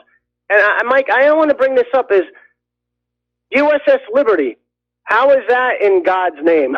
The USS Liberty for the chosen ones. I want to leave that with Dennis. Watch a documentary on the USS Liberty, where they killed, I think, 34 or 37 sailors and hundreds wounded. Yes. How is that in the best interest of the Israeli people? You know, not the government, you know? I mean, people have to have some critical thinking skills to learn what's really going on, not just, you know, say, oh, Gog and Magog and all this other stuff. You know, I mean, you're living in the year 2018. You can have access to the information right walking around with you, you know? Yes, you can. Yes, you can. Update information. You know, so I just want to leave him with that, you know, because there's dirty things going on. And, you know, I don't know what's going to happen, end of the world, this or that. You know, they bring that up, the Mayan calendar, this or that. But, I mean, there is a lot of dangerous things going on. I just want leave him with that, you know. And thanks, Mike. All right. Well, we're going to let you go and take, well, before we take the next phone call, I've got some more updates on what's going on between Syria and Israel. And this is all taking place in the Golan Heights. And the Syrian government of Quneitra has been hit with shells launched from the Israeli-occupied portion of the Golan Heights. And apparently, at the same time, there has been some return fire. It's unclear who started shooting first at this point. So let's just hold off guessing and not make the situation look any worse. All right, back to the phones. Curtis in Nevada, aloha. Welcome to the show. What's on your mind? Yeah, hi, Mike. When you were talking about earlier about how Trump is threatening to take the press out of the loop here, I'm watching Fox, and Sarah Sanders is having her daily briefings. It's clear that these people are goading her. They're disrespectful. They get into a soapbox and start ranting, and then they form it into a form of a question at the end. But, I mean, you never saw this kind of thing before. You saw it a little bit with Bush, but now it's gotten to the point where it's open. And to me, that's what they should be saying. Not that you guys are reporting fake news, but you guys are just being totally unprofessional, you know, in how they treat. Well, they're using the White House press briefings to air their own personal agendas. And that's not what the press briefings are supposed to be about. Right. But that's what they're doing now. It's becoming almost like they're getting into open confrontations, you know, and they're supposed to be professionals. And that's, to me, that I can see that, why they would start limiting some of these people. But, you know, as far as the Iran deal, Mike, I mean, I was under the assumption that we were actually making an annual payment to Iran. And I've heard anywhere up to $500 billion. Okay, now I'm looking online. It's 400 million, and it's a refund. And we talked about this earlier in the show. Before the Iranian Revolution, the government of Iran ordered a whole bunch of weapons from the United States, and they paid a down payment of $400 million. Then the Iranian Revolution happened, and the U.S. government canceled the deal, and the new government of Iran wanted the money back, but the U.S. kept it as part of the sanctions against the new government of Iran. Then when the P5+1 was signed and some of the sanctions were relaxed, then the U.S. sent that $400 million back. It was a refund for undelivered product. Right. Yeah, I did find that payment, but I also found that part of it was like what you would call a signing bonus, show. I mean, actually, just a bonus just to sign it. I've read several of the corporate media, and I'm getting different figures as far as that first payment. But I'm listening to other YouTube alternates, and they're saying there is an annual payment. And honestly, I don't know. I'm looking for it. I don't know how I can trust them. I was assuming that was the case. But if it's not, I can see why the deal on the face of it would look like a reasonable deal. I can see that. But then again, what may be going on here is right now Trump is realizing that much of the world, including 2/3 of the American people, do not approve of what he did. And so now the next step for the corporate media, or the compromised online media, is to find reasons to convince the American people why the Iran deal was so bad, and that Trump was right to get rid of it. Right. But the thing is what you're seeing is that you have Soros supported this with money. Zabriskie, Scowcroft, Albright, these people were all for it. So it's telling me there might be a reason that we don't see that needs to be investigated why we should put a focus on this agreement. Because if there was money going in annually, this could be the reason why people like Kerry and even McCain were going around shadowing our people to try to, I don't know, maybe cover up whatever they need to cover up for themselves. This has to be investigated, I think. Well, maybe, but the fact that there are so many different numbers being quoted in all these stories, I think undermines the credibility of the original report. And like I said, we're going to see a big propaganda push to convince the American people that Trump was right to pull out of the Iran deal. Right now, the corporate media is certainly on board with him. But again, 2/3 of the American people wanted the nuclear deal to stay in place. The rest of the P5+1 wanted it to stay in place. Trump is being seen as having caused a huge amount of damage to the U.S. diplomatically, not to mention the loss of jobs at Boeing, rising gas prices, and everything else. So they have to convince the American people this was a good move on his part. And they're going to do that by basically saying, well, the deal was this and the deal was that, and there are parts of the deal you never knew about that were really scandalous, blah, blah, blah, blah, blah. That's my first assumption, is that's what's going on here. Right. Well, let's just hope it just stays that way and we do find something. And this is all going to be part of these investigations that are coming up. Okay, Curtis, you're not listening to me. Okay, I'm saying there are grounds to believe that this idea that there is an annual payment to Iran is basically propaganda to make Trump's pulling out of the deal look good. Oh, okay. Well, okay, if that's the case, then I'm totally on board with staying with the deal, obviously.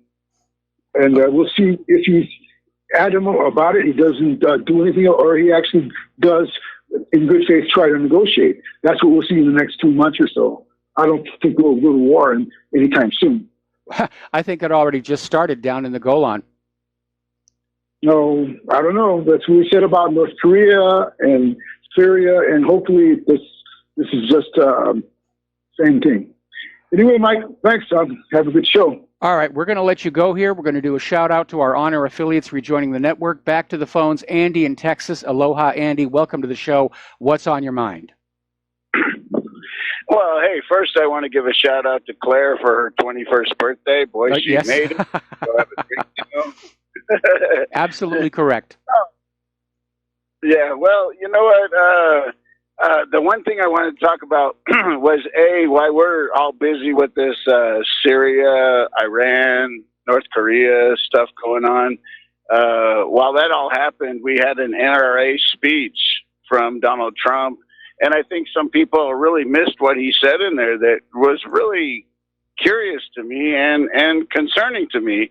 While he was talking to the NRA, he was talking about military surplus of a bunch of weapons and whatnot that we have, and that the military didn't know what to do with it. And so Donald Trump came out and said, "Let's give it to our police. We'll distribute it amongst our police forces around this country." I don't know if you caught that speech, but he actually did say that. He said that, there's no reason for us to just have a bunch of dormant military equipment sitting around. Let's give it to the police. What do you say about that? Well, I think it's a really bad idea given the behavior of the police. I mean, the last thing we should be doing is, giving them more lethal weapons to fire on law-abiding citizens. Well, I think we're being a little not skeptical, but we're being a little naive here, because while he's doing everything that people are waving their hands and saying, "Oh yeah, this guy's doing a great job," meanwhile, he's giving us hints and inclinations as to what he's actually doing behind the scenes. I mean, if you're going to arm our police officers with military equipment, I don't know what's coming up next. What are we getting ready for here? War on the American people. It seems right, and so I'm really skeptical about Donald Trump right now, because let's go back to Donald Trump and that birth certificate. Sheriff Arpaio came out and said all this stuff. Alex Jones was saying all this stuff about this birth certificate for Obama and stuff. And then Donald Trump comes out and they give him time on TV to say, well, no, everything seems in place. Yeah, no, he's an American citizen, blah, blah, blah, whatever, whether he is or not. But he put that stuff to the end. I'm just not on the Trump bandwagon. I was, because I wanted, just like you, I wanted him over Hillary Clinton. Yes. But I certainly don't see the progress that he's done. I mean, this omnibus bill, great, it's an omnibus, so he can actually change the amount of money that goes here and here and here and here, because it's omnibus. But the fact of the matter that he passed that, I mean, there's just so many things that he's done that just totally makes me declare that this guy's just another establishment. I agree with you. I absolutely agree with you. And I'm very disappointed in him. I still think things would have been worse with Hillary in the Oval Office, in particular for Claire and I. Yeah, he's a tremendous disappointment. He's done a few things right, like try and get the immigration under control, but he's not really succeeding at that. We're not hearing from Robert F. Kennedy Jr.'s Vaccine Safety Commission. Trump dropped his Election Integrity Commission. He turned it over to the Department of Homeland Security. They're not doing anything. The only action we're seeing on cleaning up the election system is at the state level, where they're reaffirming and reasserting voter ID laws. Well, I really find indifference with him, knowing that he perhaps has a child that's vaccine impaired. And yeah, I always thought that was his motive for creating the Vaccine Safety Commission, but he probably succumbed to lobbying pressure from the big pharmaceutical corporations. And again, the impression I'm getting of Donald Trump, I've never met the man personally, obviously, but the impression I'm getting is that he's easy to manipulate. And he's certainly right now buried in a crowd of master manipulators, because that's what Washington politics is all about. Well, I'm really shocked with some of these appointees he's putting. I mean, I was just floored with this, what's his name, for the new advisor. Bolton. I mean, Bolton. Bolton. That was just an incredible disgruntle. And then you put your Pompeo in there, he wants to drain the swamp, but he's filling his entire swamp with people who were in the swamp. Yeah, he basically opened the door and let the swamp in. Anyway, listen, Andy, got to let you go here, and got other callers on the line. So let's switch over to Lenny in California. Lenny, aloha, welcome to the show. What's on your mind? Hey, Mike, how you doing? I'm doing well. Hey, listen, just to back yours and Dustin's play, there's someone named Kathama, and I'm reading their Twitter, and they're saying that Syria is hitting back on Israel in the Golan Heights right now with Grad rockets, and some Israeli positions have been hit. Currently speaking, some Israeli positions have been shelled, and bombs are going off. So this is definitely heating up. But I want to go to something I saw earlier. Before you do that, we need to be careful here, because the media is referring to it as Israel, but it is the Golan, which is technically Syrian territory. It's under Israeli occupation. But so far, there are no reports of any missiles or bombs going into Israel proper. Okay, yeah, okay, I agree with that. It's the goal line heist. If I didn't say that, that's what I meant to say. But I want to say what I think triggered this is something I saw earlier today. I saw something very interesting, and that was during the Russian Victory Day parade. And I want to say it was no coincidence that during Trump's speech yesterday, within the hour, per your reporting, within the hour, Israel started bombing Syria. Yes. Okay. And then Netanyahu, I'm going to call him Satan-Yahu because that's what he really is. And I'm speaking to Dennis. All right. He jumped up and flew to Russia because he had set a meeting with Putin and he wanted to show his face in the Victory Day parade. Now, something very interesting happened as Putin and the rest and some of his generals were walking to lay the wreath at the tomb of the unknown soldier. Netanyahu runs up and tries to get beside Putin. And he's seen talking with Putin for a few seconds, and then there's a World War II Russian veteran standing off to the left as they're walking by, and he just wants to meet Putin. He comes in and tries to meet Putin, and one of the bodyguards runs and starts ushering this man out of the way. Putin stops. He stops the whole thing. He walks over to the security guy and tells him to get away from the veteran, and he pulls the veteran into the walk with him, puts the veteran between he and Netanyahu, and you can look on Netanyahu's face. I wish you had, if anybody comes across that, I'm going to answer it. They send it to you. If I can find it, I'm going to say I was at work when I saw it. Oh, right? I would love to see that. I would love to see that. Post this up, and I'm telling you, I think right now to go and to go to Russia when he did, because he and his ilk think they're so in control of what I call the noosphere, the sphere of human thought, the media. Okay, he wanted to show that Russia was behind what they did. And Russia was behind what Trump did. I'm telling you, by their actions, he did not get what he wanted when he went to Russia. Yeah, that much is very clear. Well, the problem is Israel first tried threats against Russia. That didn't work. Then they tried to remind, Russia of past historical benefits and said that Russia owed Israel and they could repay that by helping them tone things down in Syria. That obviously didn't work. And from the video you're describing, whatever Netanyahu was in Moscow to get, he did not get it. No, he didn't. And I think that's the reason we got what we got. Right now, another tweet, active above Damascus, Israeli missiles flying into Syria at the moment. It seems the escalation is happening. Still no MOD announcements via Syria, Russia, or Israel. All right, well, Lenny, I'm going to have to let you go. We got to take a break for commercials. We'll be back with more phone calls after these few words.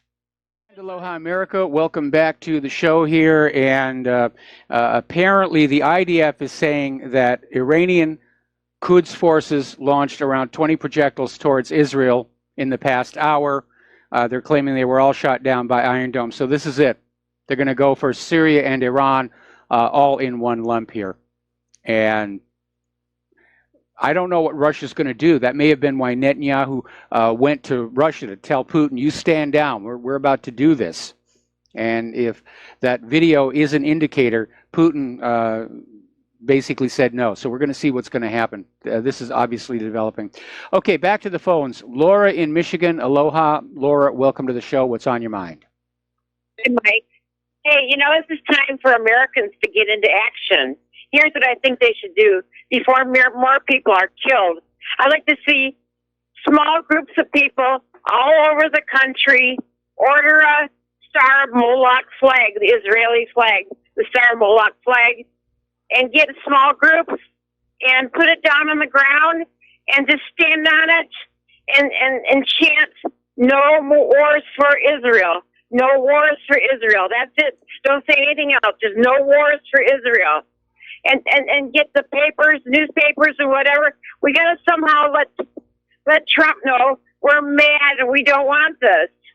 And then the other thing people can do, people of Texas, why don't you go to St. Antonio and surround Hagee's church and just chant no wars for Israel and just chant that. You could get a couple hundred people around Hagee's church. That might get some publicity. But right now we need publicity about how mad we are that we don't want people killed. We don't want our soldiers killed. We don't want anybody killed. What do you think? Well, it's time to be angry about what's going on, and I know a lot of people are not only angry, they're very, very scared. But obviously, the people of the United States, as well as we've lost control of our government. Our government's under the control of a foreign power, and the foreign power is saying, "Go kill our enemies for us," and that's about what's going to happen. And the question is this going to spin out of control and get us into a direct confrontation between the U.S. and Russia, and will it go nuclear? That's a real risk. And you're obviously talking to each other about how insane this all is. We can build a public consensus, but when you have a government that doesn't listen to you, when you have an election system that isolates our politicians from the anger of the voter, then it's hard to say, what we can do that's really going to work, other than to basically blow off some stress that we're all feeling right now. I just think it's worth the risk. I just think because of the risk, we need to go into action of some kind, and somehow we've got to get publicity, and I just think it'd be an easy thing. Order one of those flags from the internet, and just stand on it and just chant "No wars for Israel." Well, that's one thing that you can do, or you can organize an anti-war protest, but you will get absolutely no coverage from the corporate media. That's just the way it is. Anyway, Laura, thank you very much for the phone call. We're going to switch over to James in Charlotte. Aloha, James. Welcome to the show. What's on your mind? Yeah, good afternoon, Mike. Something I've been thought about from time to time calling in about, and I was prompted to do it today by the caller earlier in the show, the Christian fundamentalist or Christian Zionist, whatever he would call himself. Now, I'm not a biblical scholar by any means, but I would recommend anyone who does put stock in the Bible and about Israel being the God's chosen country and so forth to do some research on the biblical meaning between the word nation and kingdom. Now, God supposedly promised Abraham, the Abrahamic covenant, that he would be the father of a great nation. And in the Bible, nation means bloodline. It does not mean government. Yeah, and same with the Native Americans. Yeah, and the people now ruling Israel, and now the majority of the population of Israel, definitely are not of the bloodline of Abraham. And so the difference between nation and kingdom is very significant in the Bible. And I would simply recommend those who put stock in the Bible to research that. And one more thing I might mention, Israel is not even historically the correct name for the land that the country now occupies. The territory was originally known as Judah. Jesus was born, lived most of his life, and conducted his ministry in the country of Judah. Judea. Judea. Anyway, I need to let you go. We got to take another break for commercials, and we'll be back with more phone calls after these few words. So please stay tuned. By the way, somebody just sent me that video of Putin and Netanyahu. I just put it up at whatreallyhappened.com. We'll be right back. And aloha, America. Welcome back to our show. We're going to take another phone call. Mark in North Carolina. Aloha. Welcome to the show. What's on your mind? Yeah, I just wanted to say it. I see in Syrian news there is a breaking Syrian army strikes Israeli targets and full night retaliation to Israel bombardment. But I'm just went to your website and looked up that picture. I can't believe what I'm seeing there. That's Netanyahu over there at the end of the World War II celebration that they have every May. What's he doing there in the first place? And what's going on? I'm wondering, whether we're all being played or something. Whether maybe. No, I think Netanyahu went to Moscow to basically demand that Putin not get involved in the current military conflict. And from the involved body language, Putin obviously didn't want to be seen next to him. Netanyahu was trying to grandstand by being seen next to Putin. And I think it was very cool the way that Putin went over and got that veteran to walk next to him. And there's Netanyahu, slightly to the rear and off to one side, scowling mightily. So I don't think Netanyahu got what he wanted. Well, what do you think is going to happen? I mean, is Russia? I would say I posted to my own Facebook saying it looks like it's on. Now let's hope that the U.S. stays out of it, and the U.S. stays out of it. I think Russia's going to stay out of it. That's the best I can hope for. And I just want to say something else too about the Israeli army today. Okay, and we saw it already in 2006 when they fought Hezbollah and got their butts kicked.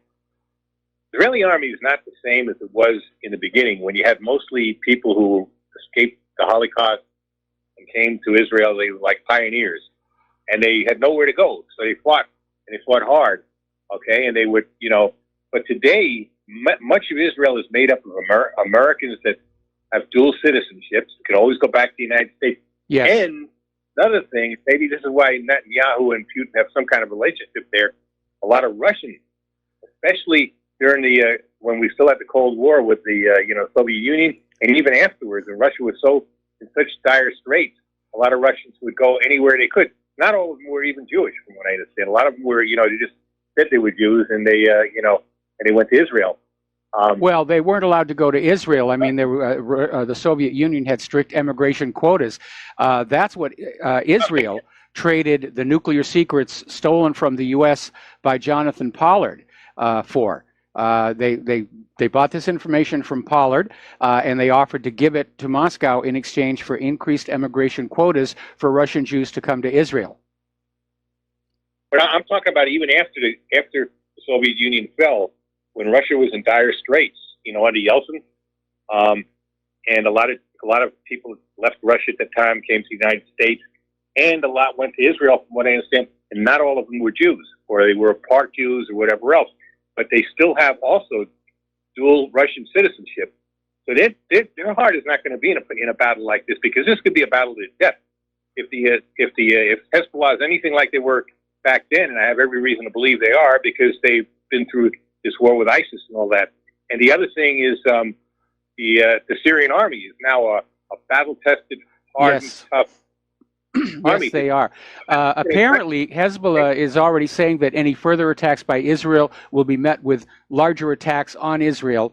And apparently, again, IDF is saying that the Iranian forces in Syria launched 20 projectiles toward Israel. And by that, I don't know if they mean Israel proper or the Golan, but this attempt to obviously bring Iran into it tells me that this is the beginning of a major escalation. And again, I think Netanyahu was in Moscow to get Putin to stand down, and I don't think Putin's going for it. I think Putin is waiting to see what the U.S. does, and I agree with you. If the U.S. stays out of it, I think Russia will stay out of it, but I don't think the U.S. is going to stay on out of it, because the U.S. is desperate to prove how butch they are by getting Bashar al-Assad out of Damascus and then rolling on into Iran for regime change there. At some point along the way, we are going to meet up with the Russians. The other thing, the question I have for you about Hezbollah too. They're called a terrorist group and this and that. But I understand they actually get along pretty well in Lebanon with Christians. And the question I have for you is, are there Christians in Hezbollah? I'm not even sure. I don't really know. I don't know any reason why there wouldn't be. And you're absolutely right. They get along just fine with all the people of Lebanon. But you need to remember, Hezbollah just became the government of Lebanon. They won the elections. They won enough seats to be the new government. Hariri is on his way out. Wow. Wow.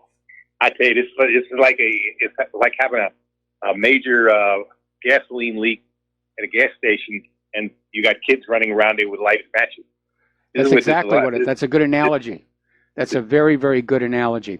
Anyway, Mark, we're going to let you go here. I want to get back to some news. We're running out of time here on the show, trying to keep an eye about what's going on between Israel and Syria in the Golan. But as you know, they don't call it the fog of war for no reason. So anyway, getting on back to the economy. There is a big question mark right now over Ukraine's gold reserves, worth about $1.5 billion. And apparently, the country's central bank was duped into buying an unknown amount of lead bars that had been painted gold, believing they were the real thing. I don't think it was paint. It was probably plated, like the tungsten, gold-plated tungsten bars found up in Germany here. But since 2014, there's been a lot of speculation about where is the country's 40 metric tons of gold bullion. And apparently, Russian news and commentary website Iskra claimed that 40 metric tons of gold were taken out of Kiev's central bank to the capital in a hush-hush military-style operation and loaded onto a plane at the national airport, which then took off for an unknown destination. So either Poroshenko's got himself a nice little nest egg somewhere, or it was flown to the United States to help cover the shortfall in the New York Fed and JP Morgan for all those countries trying to repatriate their gold. Ukraine has begun seizing Russian energy giant Gazprom's assets inside Ukraine, citing this Stockholm court decision, which is very, very flimsy. And it's basically... Ukraine is saying that Gazprom has not complied with the decision of the Stockholm Arbitration Court. And so they're basically grabbing the pipelines and valves belonging to Gazprom inside Ukraine. And that's going to be another provocation against Russia. Okay, another phone call. Wayne in Texas. Aloha. Welcome to the show. What's on your mind? Yeah, hi, Mike. I just want to give you a call because I know it's not your job to defend Trump or be a flag waver for him, but sometimes these callers really make me sick with their moronic remarks about, they're down on Trump because of the omnibus bill or the birth certificate issue, when they totally ignore what he's done for vets, coal miners, kicking out MS-13, helping people keep their jobs in this country, trying to renegotiate these bad free trade deals and stuff like that. I mean, the man is, he's not perfect by any means, but he has done just a lot of positive stuff for the country. And these callers, they get on they're like one-trick ponies. They get on one subject, and all of a sudden they want to beat that to death. But okay, well, Wayne, let me cut in here on your cheerleading session because the reason people are disappointed in Trump is he campaigned on a lot of issues that were of paramount importance to the American people. Immigration was one, and it looks like he's trying to do something on that. On the other hand, the illegals are still pouring across the border. He campaigned on putting Hillary in jail. That hasn't happened. The big campaign promise was he was going to wind down all these foreign interventions, and that absolutely did not happen. He's gone the other way on that.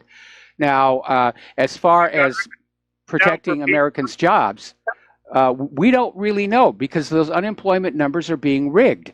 And we have to be just as skeptical of what Trump is trying to put on out there, or people are putting out on his behalf, as we would with Obama or Clinton or Bush or anybody else, because now he's the president and he's playing the same games that every other president has done. So we have to be very careful before we leap to the conclusion that he's done wonderful things for the vets or wonderful things for the coal miners. And there have been some improvements in some areas, but overall, the country still seems headed down. Well, in my estimation, I think there's forces at work that he's fighting as far as the national debt and some of the lobbies he's fighting, plus the open borders crowd.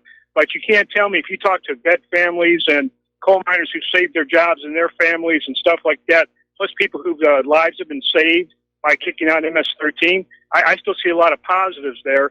And again, with Hillary and all that, it's going to take a lot of time to beat the Swamp Act.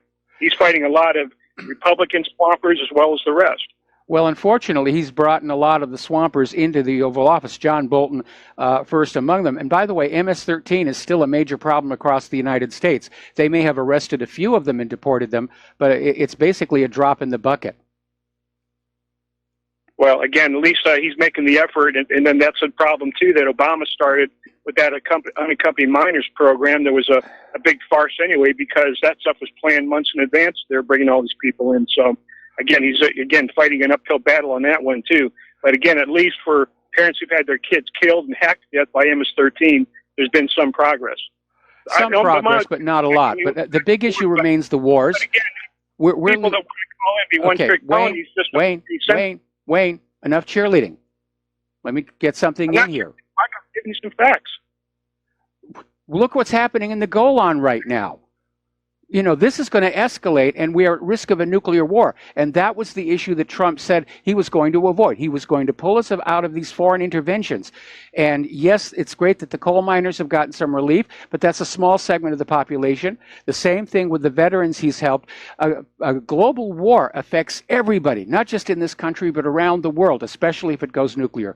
Anyway, Wayne, you've had enough cheerleading time. Thanks an awful lot. We're going to let you go and get on back to get some news because we are running short on time. Apparently, there's been a large attack on Damascus, happened in the last 10 minutes. They're hearing sounds of explosions. They're not sure if the explosions are from air defense systems or Israeli strikes. So this is really just going on. All righty, now then, getting on back to the economic news. Central banks for a while were selling gold. You could go to a bank and buy gold coins. Now they're turning around. Central banks are now buying gold. So they know something is happening there. And we reported yesterday on how production at various gold mines had been dropping. So if you own gold coins, hang on to them, because it looks to me there's going to be a breakout in the price very, very soon. Okay, another phone call here. Daniel in Canada. Aloha. Welcome to the show. What's on your mind? Yeah, aloha, Mike. Yeah, I know you've been warning about this for a long time, and it looks like this thing's about to go hot. I think what you need to do is you get some R&R and take a deep breath, because you look stressed. And all the listeners out there, you need to step up with the donations, because we need you now more than ever. But we need a healthy Mike Rivero, and I'll leave it with that. Thanks a lot. Well, thank you very much for the kind words. I do really appreciate it. And I'd love to take a vacation. I'd love to take some time off. Now is not a good time to do it, especially now. Yeah, it's a very stressful job. I'll put in 4 to 5 hours of prep before I do the 3-hour broadcast. So it's a full-time job.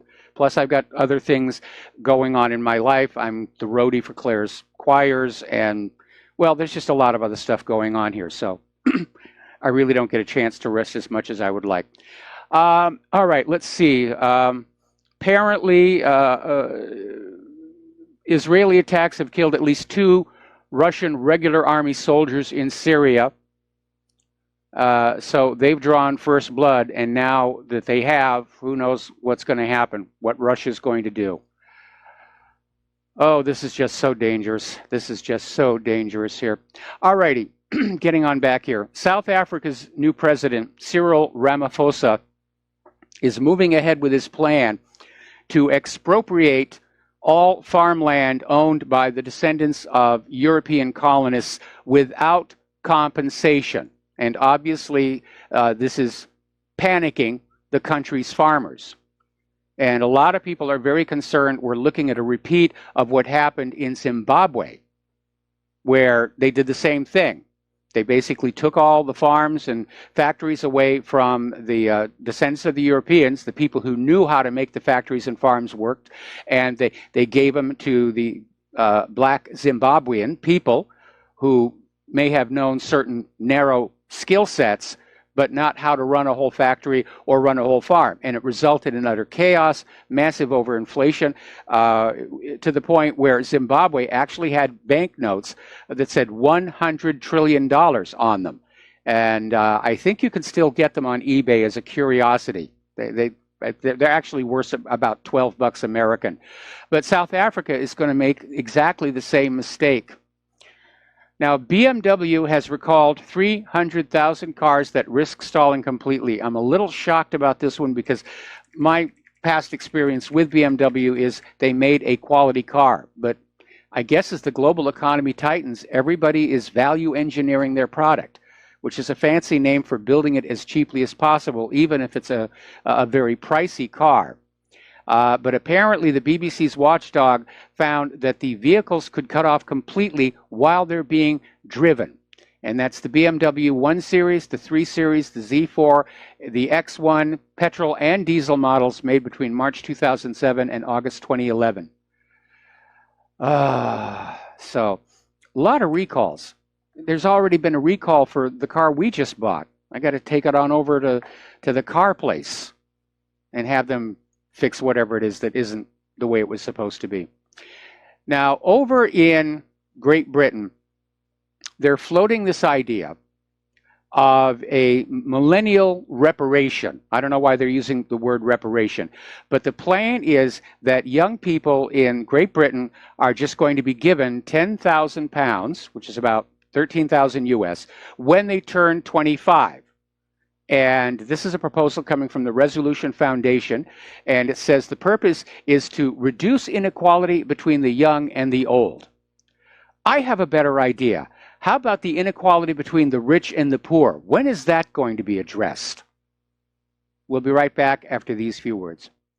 And aloha, America. Welcome back to the show here. We're still keeping an eye on what's going on between Israel and Syria. It's still not clear who fired first.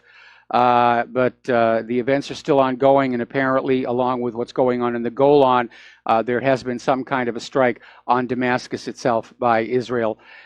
So it's not looking very good. And another source has basically come on in and confirmed that, in point of fact, Netanyahu did not get what he wanted from Putin, and Putin has basically called an emergency meeting of his National Security Council. So it looks like it's really on. And Claire's feeling personally slighted because it's happening on her birthday.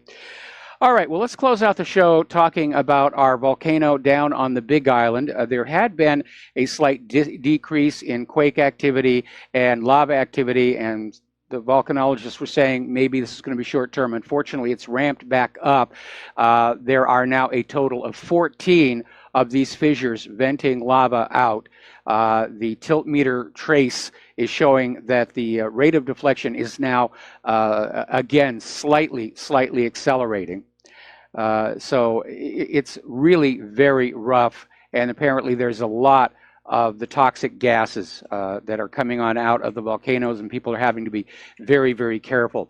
Now, our Governor, David Ige, has called for federal assistance, basically resources to deal with the displaced people and to try and deal with the situation. Residents are now being told, go now. The volcano, the lava has gone into a third community.